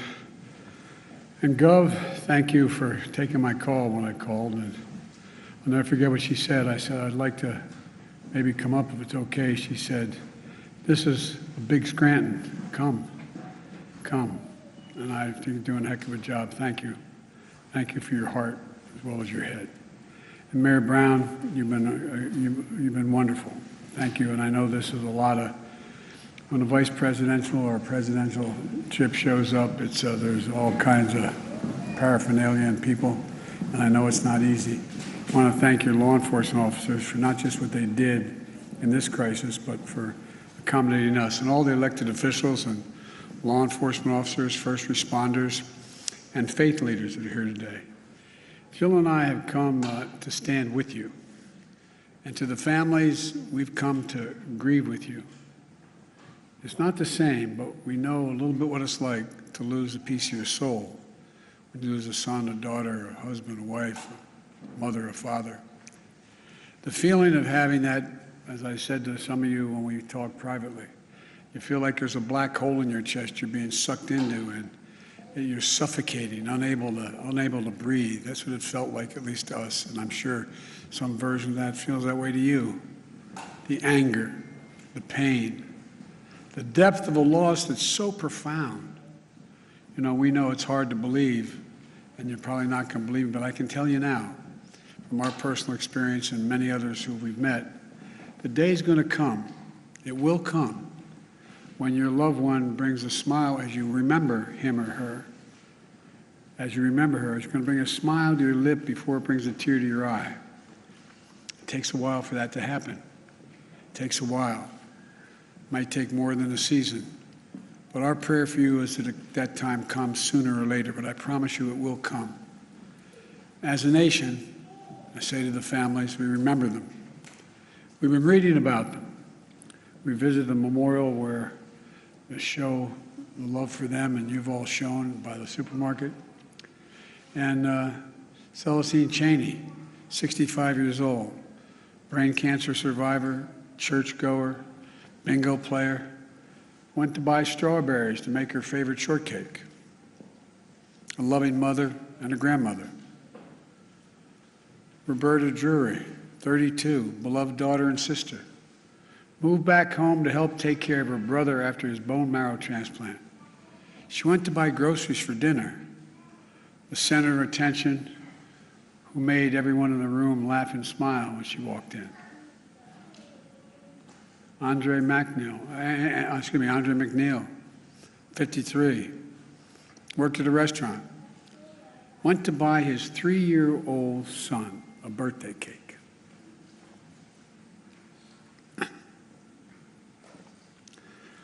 His son's selling a birthday, asking where's daddy. Catherine Massey, 72, a writer and an advocate, who dressed up in costumes at schools and cut the grass in the park and helped in local elections, the glue of the family and the community. Marcus Morrison, 52, school bus aide, went to buy snacks for a weekly movie night with the family, survived by his wife and 3 children and a stepdaughter, the center of their world. Hayward Patterson, 67, father, church deacon, fed the homeless at the soup kitchen, gave rides at the grocery store to neighbors who needed help, put putting food in the trunk of others when he took his final breath. Aaron Solder, 55, retired Buffalo police officer for 3 decades. 3 decades. Loved electric cars. Hero who gave his life to save others on a Saturday afternoon. And had that man not been wearing that vest that he purchased, bulletproof vest, a lot of lives would have been saved. A beloved father and husband. Geraldine Talley, 62, expert banker and known for her warm, gentle personality, a friend to everybody, devoted mother and grandmother. Ruth Whitfield, 88, beloved wife, mother, grandmother, great-grandmother, sang in the church choir, a caretaker of her husband, bringing him clean clothes, cutting his hair, holding his hand every day she visited him in the nursing home. Heart as big as her head. Pearl Young, 77, a mother, grandmother, missionary of God, public school teacher, who also ran a local food pantry. Loved singing, dancing, and her family. And all 3 are injured. Zaire Goodman, 20, shot in the neck, but fighting through it. Jennifer Warrington, 50, Christopher Braden, 55, both treated with injuries on a long road to recovery. Individual lives of love, service, and community that speaks to the bigger story of who we are as Americans. A great nation, because we're good people. Jill and I bring you this message from deep in our nation's soul. In America, evil will not win, I promise you. Hate will not prevail, and white supremacy will not have the last word. For the evil did come to Buffalo. It's come to all too many places. Manifesting gunmen who massacred innocent people in the name of hateful and perverse ideology, rooted in fear and racism. It's taken so much. 10 lives cut short in a grocery store. 3 other wounds, 3 other Binghamton in that range, to carry out a murderous, racist rampage that he would live stream to the world. What happened here is simple and straightforward. Terrorism. Terrorism. Domestic terrorism. Violence inflicted in the service of hate and the vicious thirst for power that defines one group of people being inherently inferior to any other group. A hate that through the media and politics, the internet, has radicalized, angry, alienated, lost, and isolated individuals into falsely believing that they will be replaced, that's the word, replaced, by the other, by people who don't look like them, and who are therefore in a perverse ideology that they possess and being fed lesser beings. I and all of you reject the lie. I call on all Americans to reject the lie. And I condemn those who spread the lie for power, political gain, and for profit. That's what it is. We've now seen too many times the deadly and destructive violence this ideology unleashes. We heard the chants, "You will not replace us," in Charlottesville, Virginia. I wasn't going to run, as the senator knows, again for president. But when I saw those people coming out of the woods of the fields in Virginia, in Charlottesville, carrying torches, shouting, "You will not replace us," accompanied by white supremacists and carrying Nazi banners, that's when I said, no. No. And I, honest to God, those who know me, Chuck, I wasn't going to run for certain. But I was going to be darned if I was going to let anyway. I'm going to get going. Look, we've seen the mass shootings in Charleston, South Carolina, El Paso, Texas, and Pittsburgh, last year in Atlanta, this week in Dallas, Texas, and now in Buffalo, New York. White supremacy is a poison. It's a poison running through it really is. Running through our body politic. And it's been allowed to fester and grow right in front of our eyes. No more. I mean, no more. We need to say as clearly and forcefully as we can that the ideology of white supremacy has no place in America. None.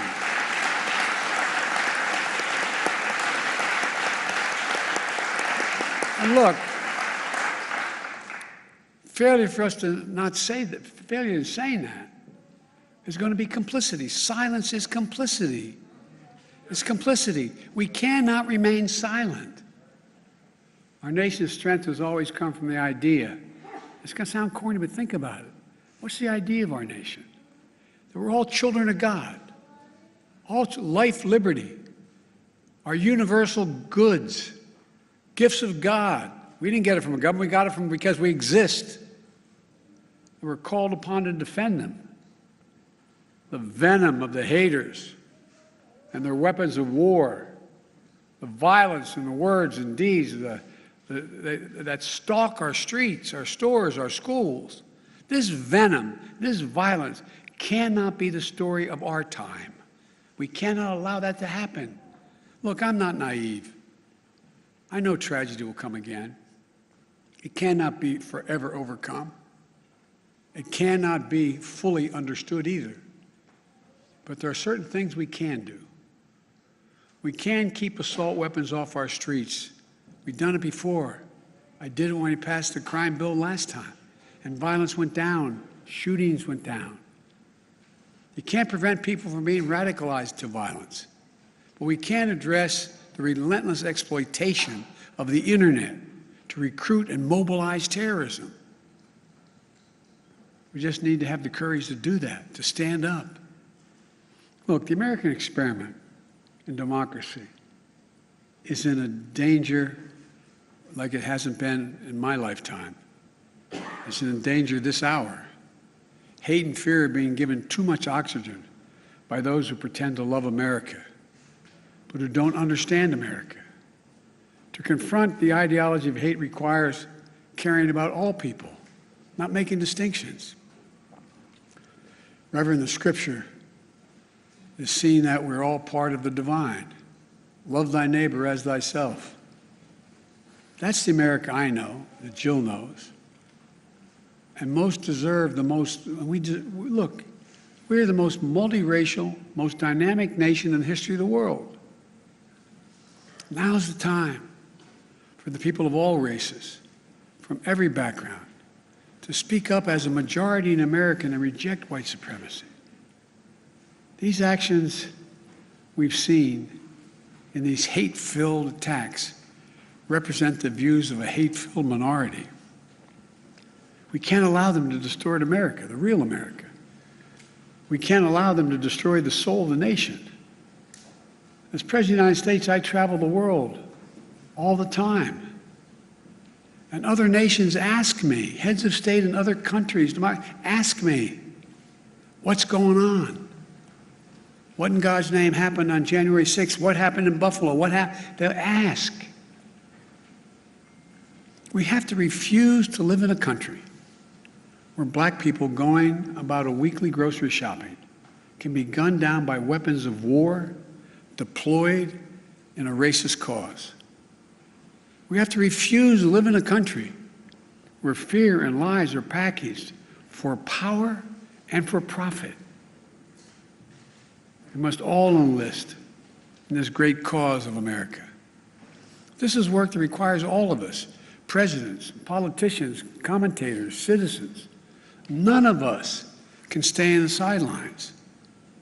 We have to resolve that here in Buffalo, that from the tragedy, this tragedy will come hope and light and life. It has to. And that on our watch, the sacred cause of America will never bow, never break, never bend. And the American we love, the one we love, will endure. So to the families, from your pain, may we find purpose to live life worthy of the loved ones you lost. From a hymn based on the 91st Psalm that's sung in my church, may he raise you up on eagle's wings and bear you on the breath of dawn, make you to shine like the sun, and hold you in the palm of his hand. That's my wish for us. We can do this if we resolve to do it. If we take on the haters and those who don't even care, it's just about profit and politics. May the soul of the fallen rest in peace and rise in glory. And may God guide the United States of America, now and always. To the families, as my grandpop used to say when I walked out of his home in Scranton, he'd say, "Joey, spread the faith." And my grandma would yell, "No, Joey." He'd say, "Keep the faith." And my grandma would say, "No, Joey, spread the faith." We're thinking of you. Hold on to each other tightly. Stick together. You'll get through this. And we'll make Buffalo and the United States a better place to live than it is today.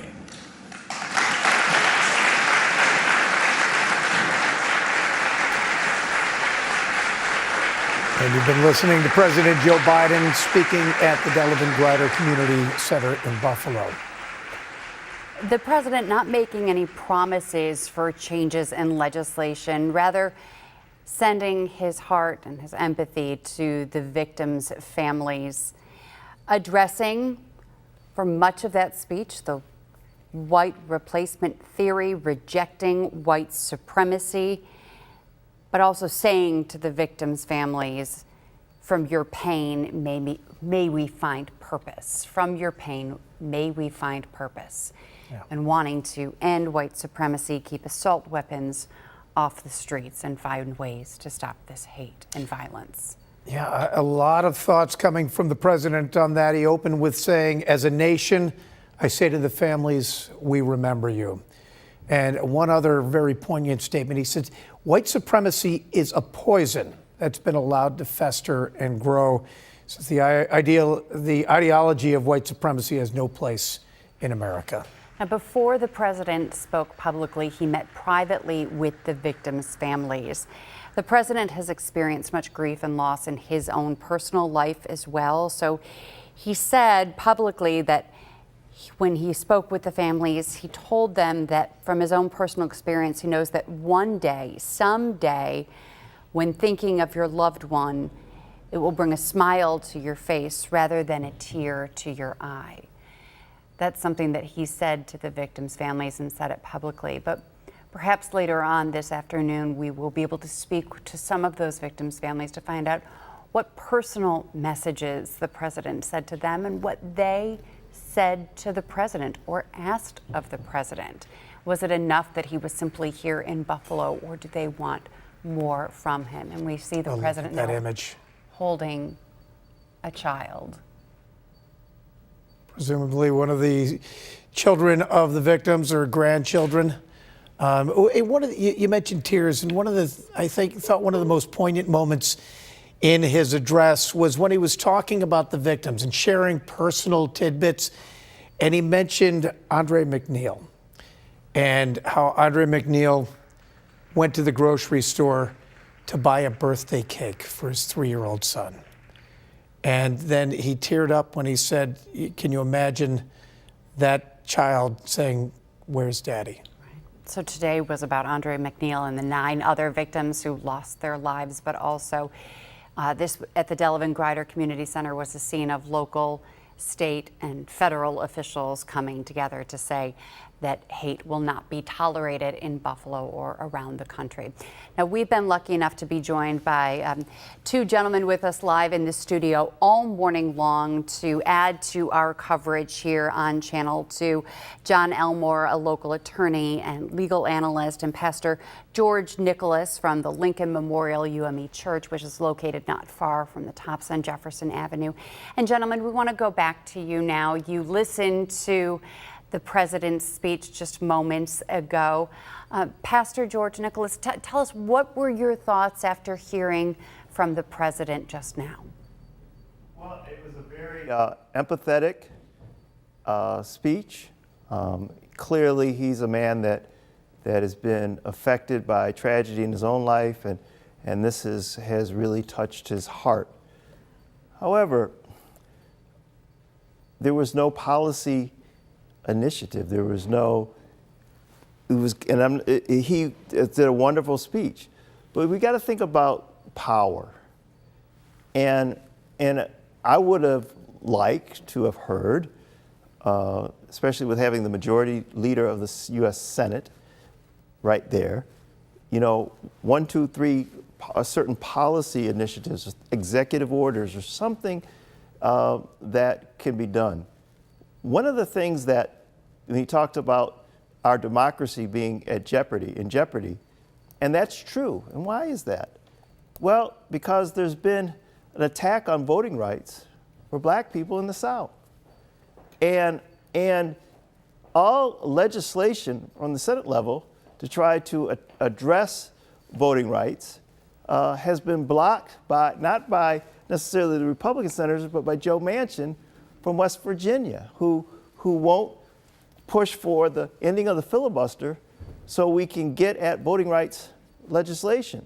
And so, we have to connect the dots of our rhetoric to real policy initiatives that really are putting, I agree, our democracy is in jeopardy because of these attack on voting rights in the South.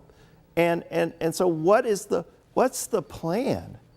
To use the power of your office, the power of the Senate, to ensure that voting rights are protected for all Americans, especially African Americans in the South. All right, as we take a look at the motorcade leaving the Delevan-Grider Center, let's bring in Attorney John Elmore, and thank you, Pastor Nicholas. But he raises a good point. I mean, the governor said justice must be done, but changes must be made. What were your thoughts, Mr. Elmore, of the not only the president's words, but also the array of speakers we saw? Well, one thing that I'm really concerned with is the healing process of the victims, that their families, that they have to bury the dead in the next few days. They have to grieve with grieving children and relatives, and there's going to be financial difficulties that they're going to incur. And if the president being here and the governor being here made them feel a little bit better, if it eased their pain a little bit, that means a lot to me. And when I looked at the president's speech, it wasn't a teleprompter speech, it wasn't a prepared speech.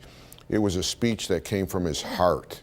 And I believe that the victims that sat there in the first couple of rows, they felt it and they realized it. And we weren't there to see what happened in the private meetings, but I believe at the private meetings with Joe Biden and his wife Jill, that they felt the compassion, they felt the empathy, they were able to touch the president, they were able to feel the president, they were able to hug the president, they were able to express the hurt that they have been experiencing through this horrific event. And if the pain that they are feeling was just relieved a little bit, I thank you, President Biden, for being here. As far as the governor's speech, I appeal to the governor to pass legislation concerning the wrongful death policies that we have for recovery for these families. Again, these families under the New York State wrongful death law now cannot recover for the pain and the sorrow that they feel. And anybody watching this, and anybody that knows what happened and saw what happens, should feel strongly that these victims should be compensated fairly by Remington, which produced and manufactured that AR-15 weapon of mass destruction, and was allowed it to get into someone's hands that would act so irresponsible recklessly and intentionally and take the lives of these people. The other elected officials that came here from downstate, I don't know. I mean, let's just hope that they're just not cut and run politicians in here for the show, but that they will actually learn something and make our government and make this New York State a better place to live for all of us. Yeah, or thank you very much, Mr. Elmore. Or as the president said, from your pain, may we find purpose. The president's motorcade is now already approaching the airport, and he will board Air Force One momentarily to head back to Washington. This trip that lasted approximately 4 hours here in Western New York. So we'll see that motorcade in just a little bit. But first, we want to go right straight live out to the Delevan-Grider Community Center outside here, where we see the scene starting to break up a little bit. And our reporter Emma Henderson from our sister station WKYC in Cleveland joins us now with a member of the community. Good afternoon.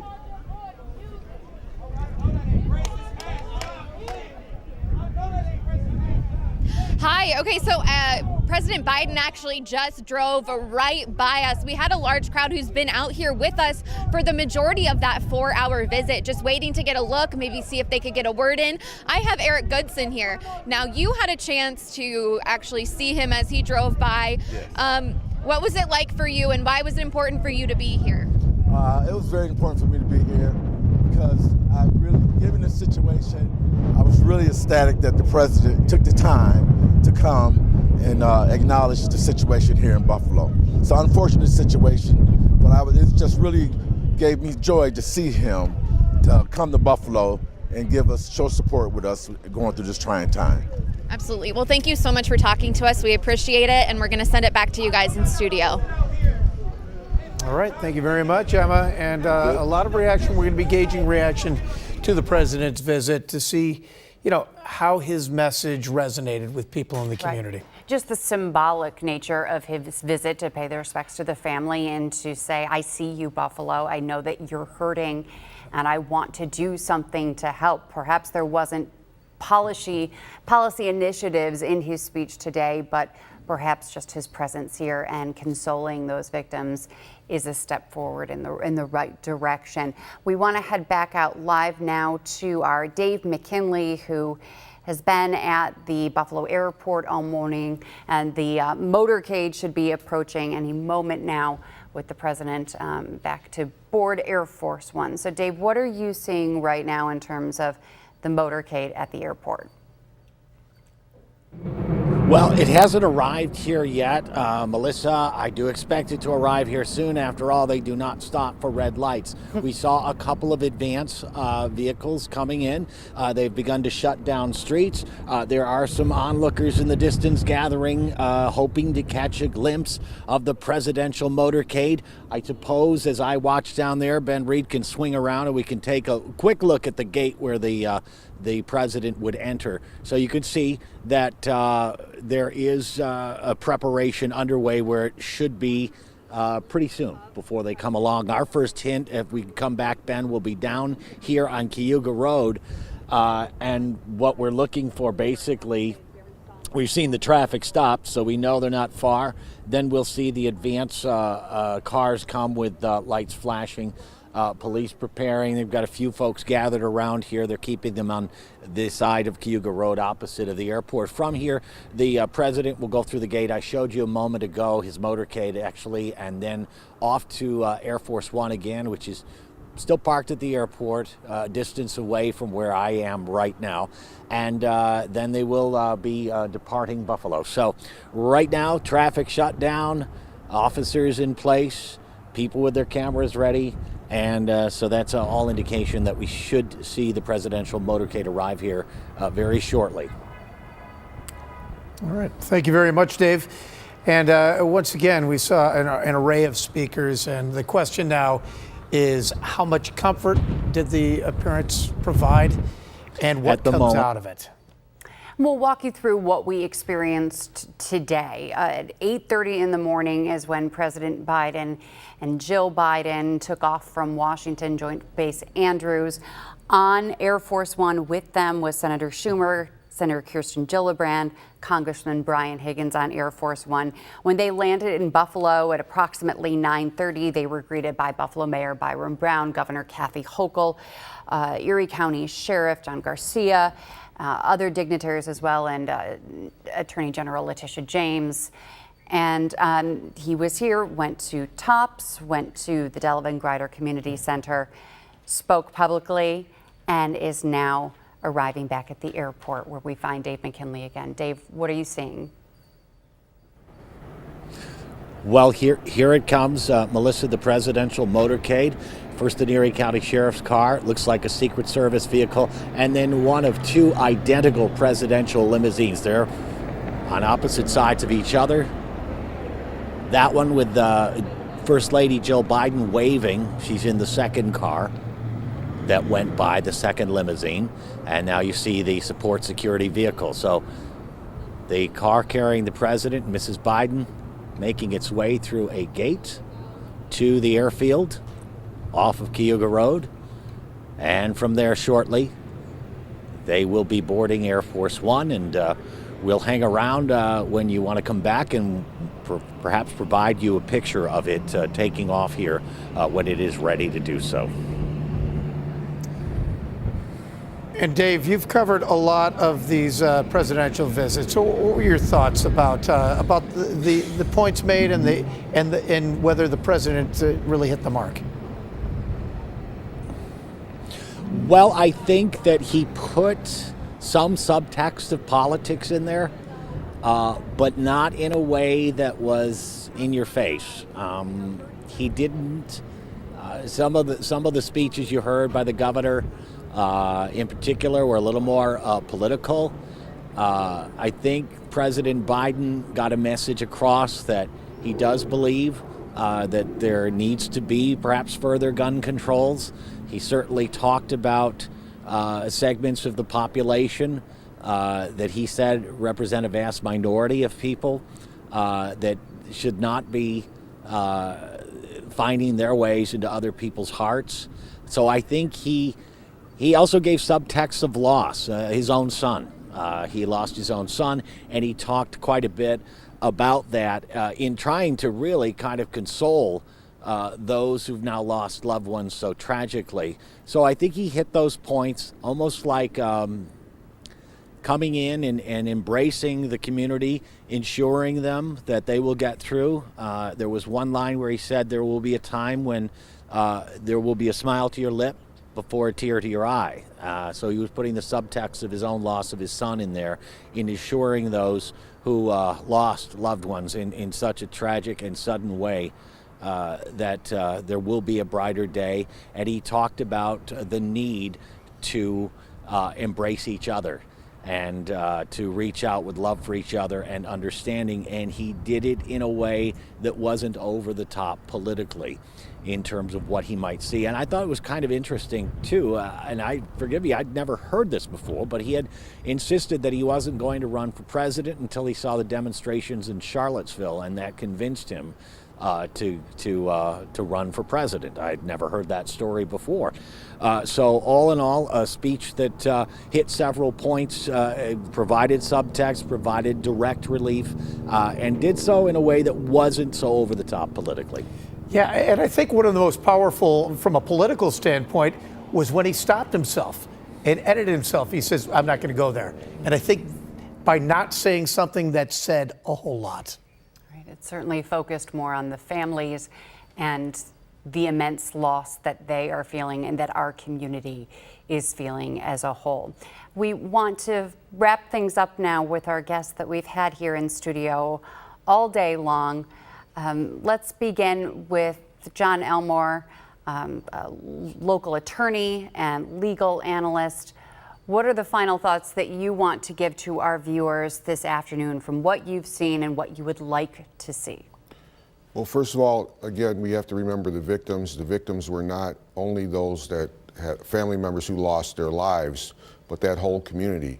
the people that work at Top Supermarket that are relying on that income, the people that shop there, the people that know individuals and their family members that died, that go to church with them, that are used to seeing their smiling faces every day.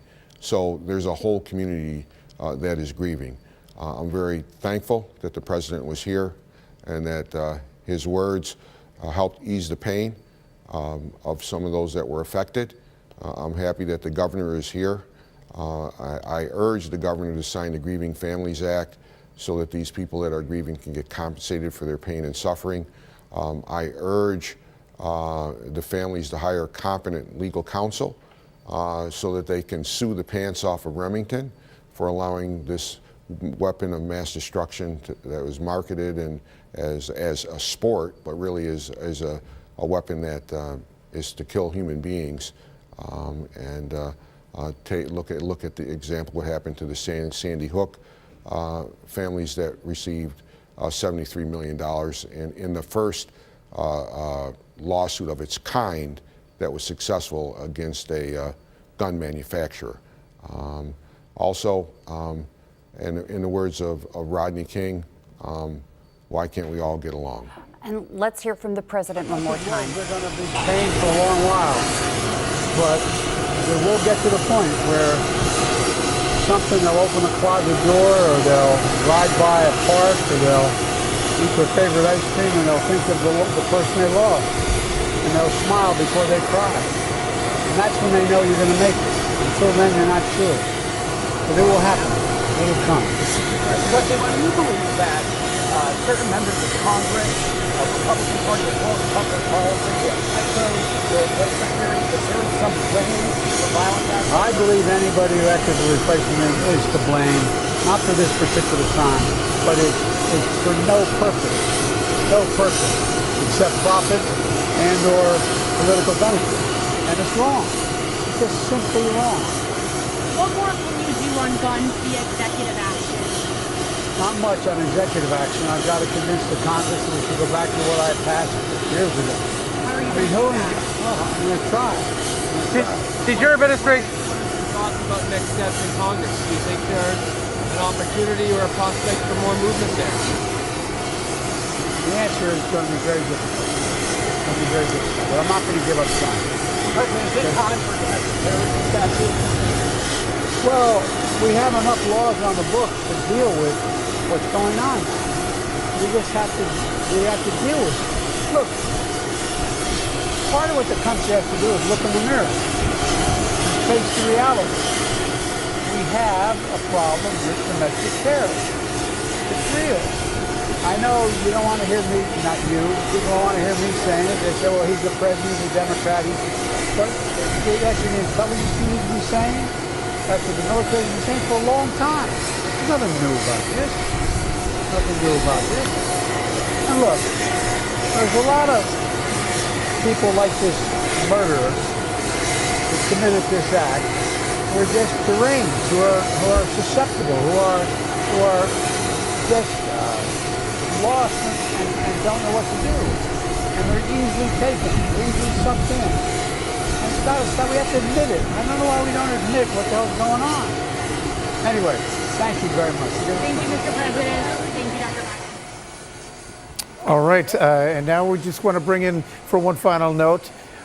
We've got Pastor George Nicholas from the Lincoln Memorial Church. And Pastor Nicholas, what are your thoughts, the final words from the president? I mean, I think he made a very compassionate and comforting message to the families. And yes, you're right, John, and that's us that we must first be concerned with comforting those who are grieving. But we can multitask. And the reality is, unless we get voting suppression and voting rights bills passed, he will not have the votes in the Senate to pass the kind of bold legislation we need in order to do some of the things he may want to do. So we have to, we can do the emotional, sentimental, comforting things, but we must also do the practical things in order to change policies so that these kinds of things don't happen again. Do you think the laws are on the books to address what we need to address? It's just a matter of enforcing them?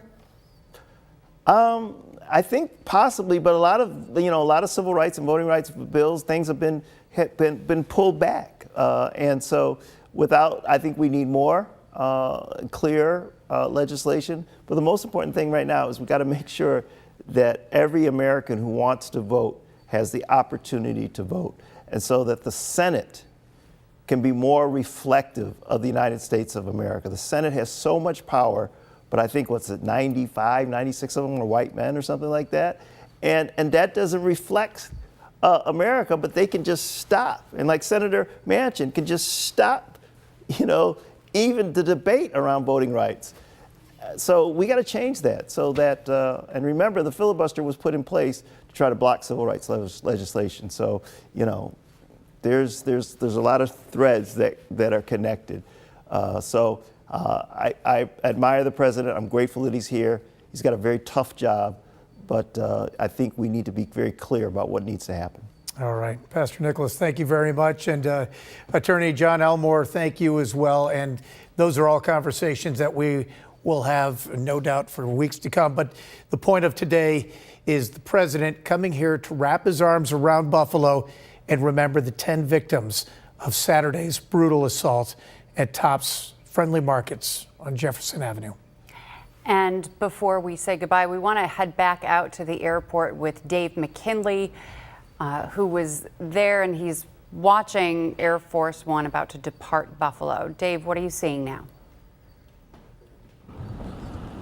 Well, as far as what I see right now is traffic has been restored, so obviously the president is getting ready to depart here momentarily. I mean, the traffic on the road, as far as, of course, commercial flights, they're suspended for just this brief time.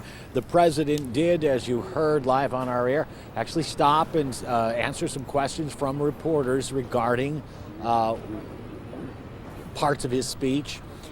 Somebody asked him about further gun controls, but he indicated that he's not prepared to do anything by executive order, that he needs the Congress to help. There are a few folks gathering here hoping to catch a glimpse of Air Force One as it flies out of Buffalo and crosses Cayuga Road. We would expect that to be anytime soon. From our vantage point here, we'll only be able to see it as it gets to the final part of the runway from where it will take off. It is a 747, needs a little more room to get airborne, so we expect that to happen momentarily.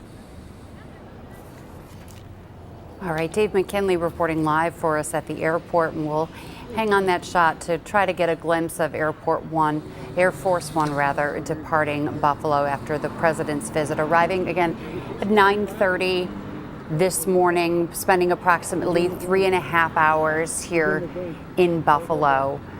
First laying flowers at the scene at Tops on Jefferson Avenue, saying some prayers, meeting with other local, state, and federal officials there, and then heading to the Delevan-Grider Community Center, where he spent well over an hour with family members, talking to them privately. Those conversations we have not heard, but perhaps those victims' family members will share some of their thoughts with us later on so that we can share them with you about the conversations they had with the president. And then at approximately 11:45, the press conference began. We heard from Governor Kathy Hochul, followed by Congressman Brian Higgins, Senators Kirsten Gillibrand and Senator Chuck Schumer, and finally Buffalo Mayor Byron Brown introduced the First Lady and the President of the United States. The President, again, here to really address the victims' families and to empathize with them, to express his grief and his pain, and to say that he's here for them. Yeah, and some very poignant statements coming from all of the speakers, not just the president. The governor saying this is all so raw. This is not just a call to action for Buffalo, it's a call to action for a national conversation. Senator Schumer said, amidst all the hurt, pain, that his announcement and his being here was a beam of hope for the victims' families, and everyone involved and really the greater community of Buffalo. And once again, the president saying, from your pain, may we find purpose. And that's what a lot of people are hoping, that yes, this was a big embrace for Buffalo, but hopefully there can be a better understanding and a national conversation when it comes to not only legislation, but addressing hate and addressing evil. And we are awaiting the departure of Air Force One as we're looking at Cayuga Road just outside of the airport. Now, outside of the Delevan-Grider Community Center itself, it started with a smaller group of community members who were there to try to get a glimpse of the president coming into Buffalo and going into the community center. The crowd grew throughout the day, at one point getting slightly agitated and heated because they wanted a worker at Tops and a victim there to be able to get inside the community center. That was quickly diffused by members of law enforcement, New York State troopers, and the peacemakers of Buffalo, and some clergy standing and blocking the road. Obviously an emotional scene and peaceful throughout the day. But we right now are seeing Air Force One starting to move now at the airport and about to depart to head back to Washington.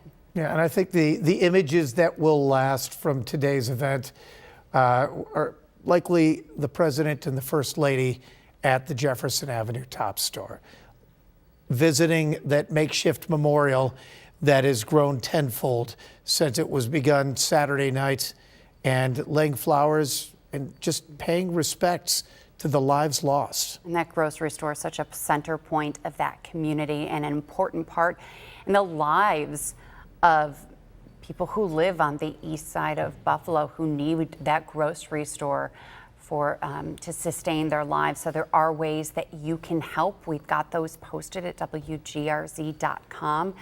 Since that grocery store will be closed, people in that community need food, need supplies, need help, and you can help them by donating your money, food, toiletries, anything that you can. We've got those ways posted at WGRZ.com. Yeah, and also that the county has been offering mental health services as well at the Johnny B. Wiley Pavilion over at the old Rockpile site. And those are things that you can access at WGRZ.com, because we know a lot of you are hurting, and it's going to take an entirely different thing and than a presidential visit to heal those wounds. And right now we're watching a live image as Air Force One continues to taxi at the Buffalo Niagara Airport. And it looks like that things are really opened up as far as traffic going around the airport, Dave. Yeah, it is indeed a little more relaxed here than it was when the traffic was shut off entirely as the presidential motorcade came back to the airport from the city's east side. And then President Biden did speak with some reporters here that were assembled as part of the network pool coverage. We weren't able to get in there and ask him questions, in case you're wondering. That was reserved for a select few network pool coverage reporters. So now we await as Air Force One, thank you, makes its way, a slow taxi down to the opposite end of the runway here.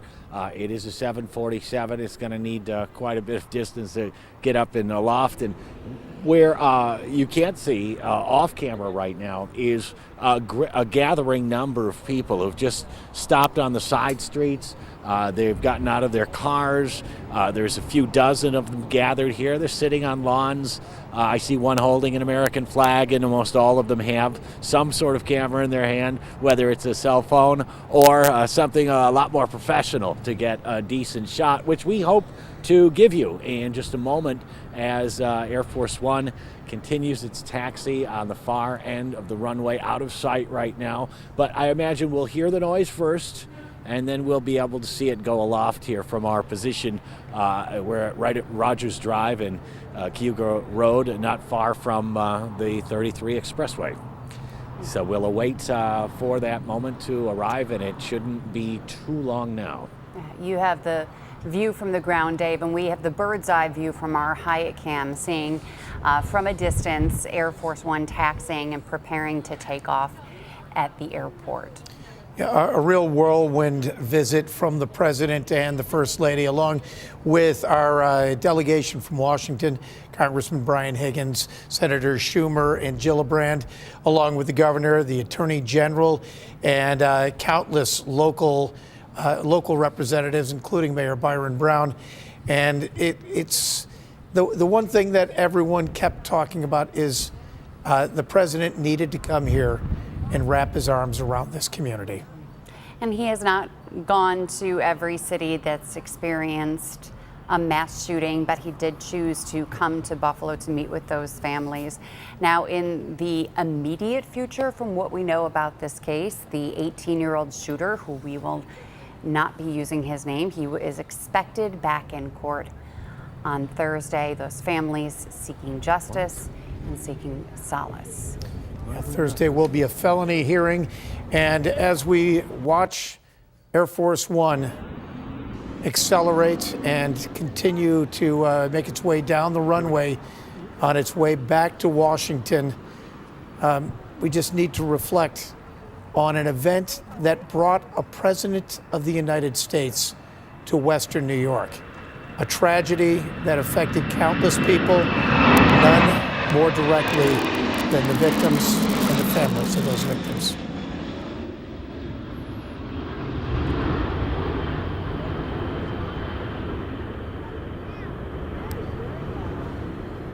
And we are about to return to regular programming, but right now we'd like to show you so we can reflect on the 10 lives lost in a brutal case of hate and violence that occurred Saturday. And let's remember their names: Roberta Drury, Margus Morrison, Andre McNeil, Aaron Salter, Geraldine Talley, Celestine Cheney, Hayward Patterson, Catherine Massey, Pearl Young, and Ruth Whitfield.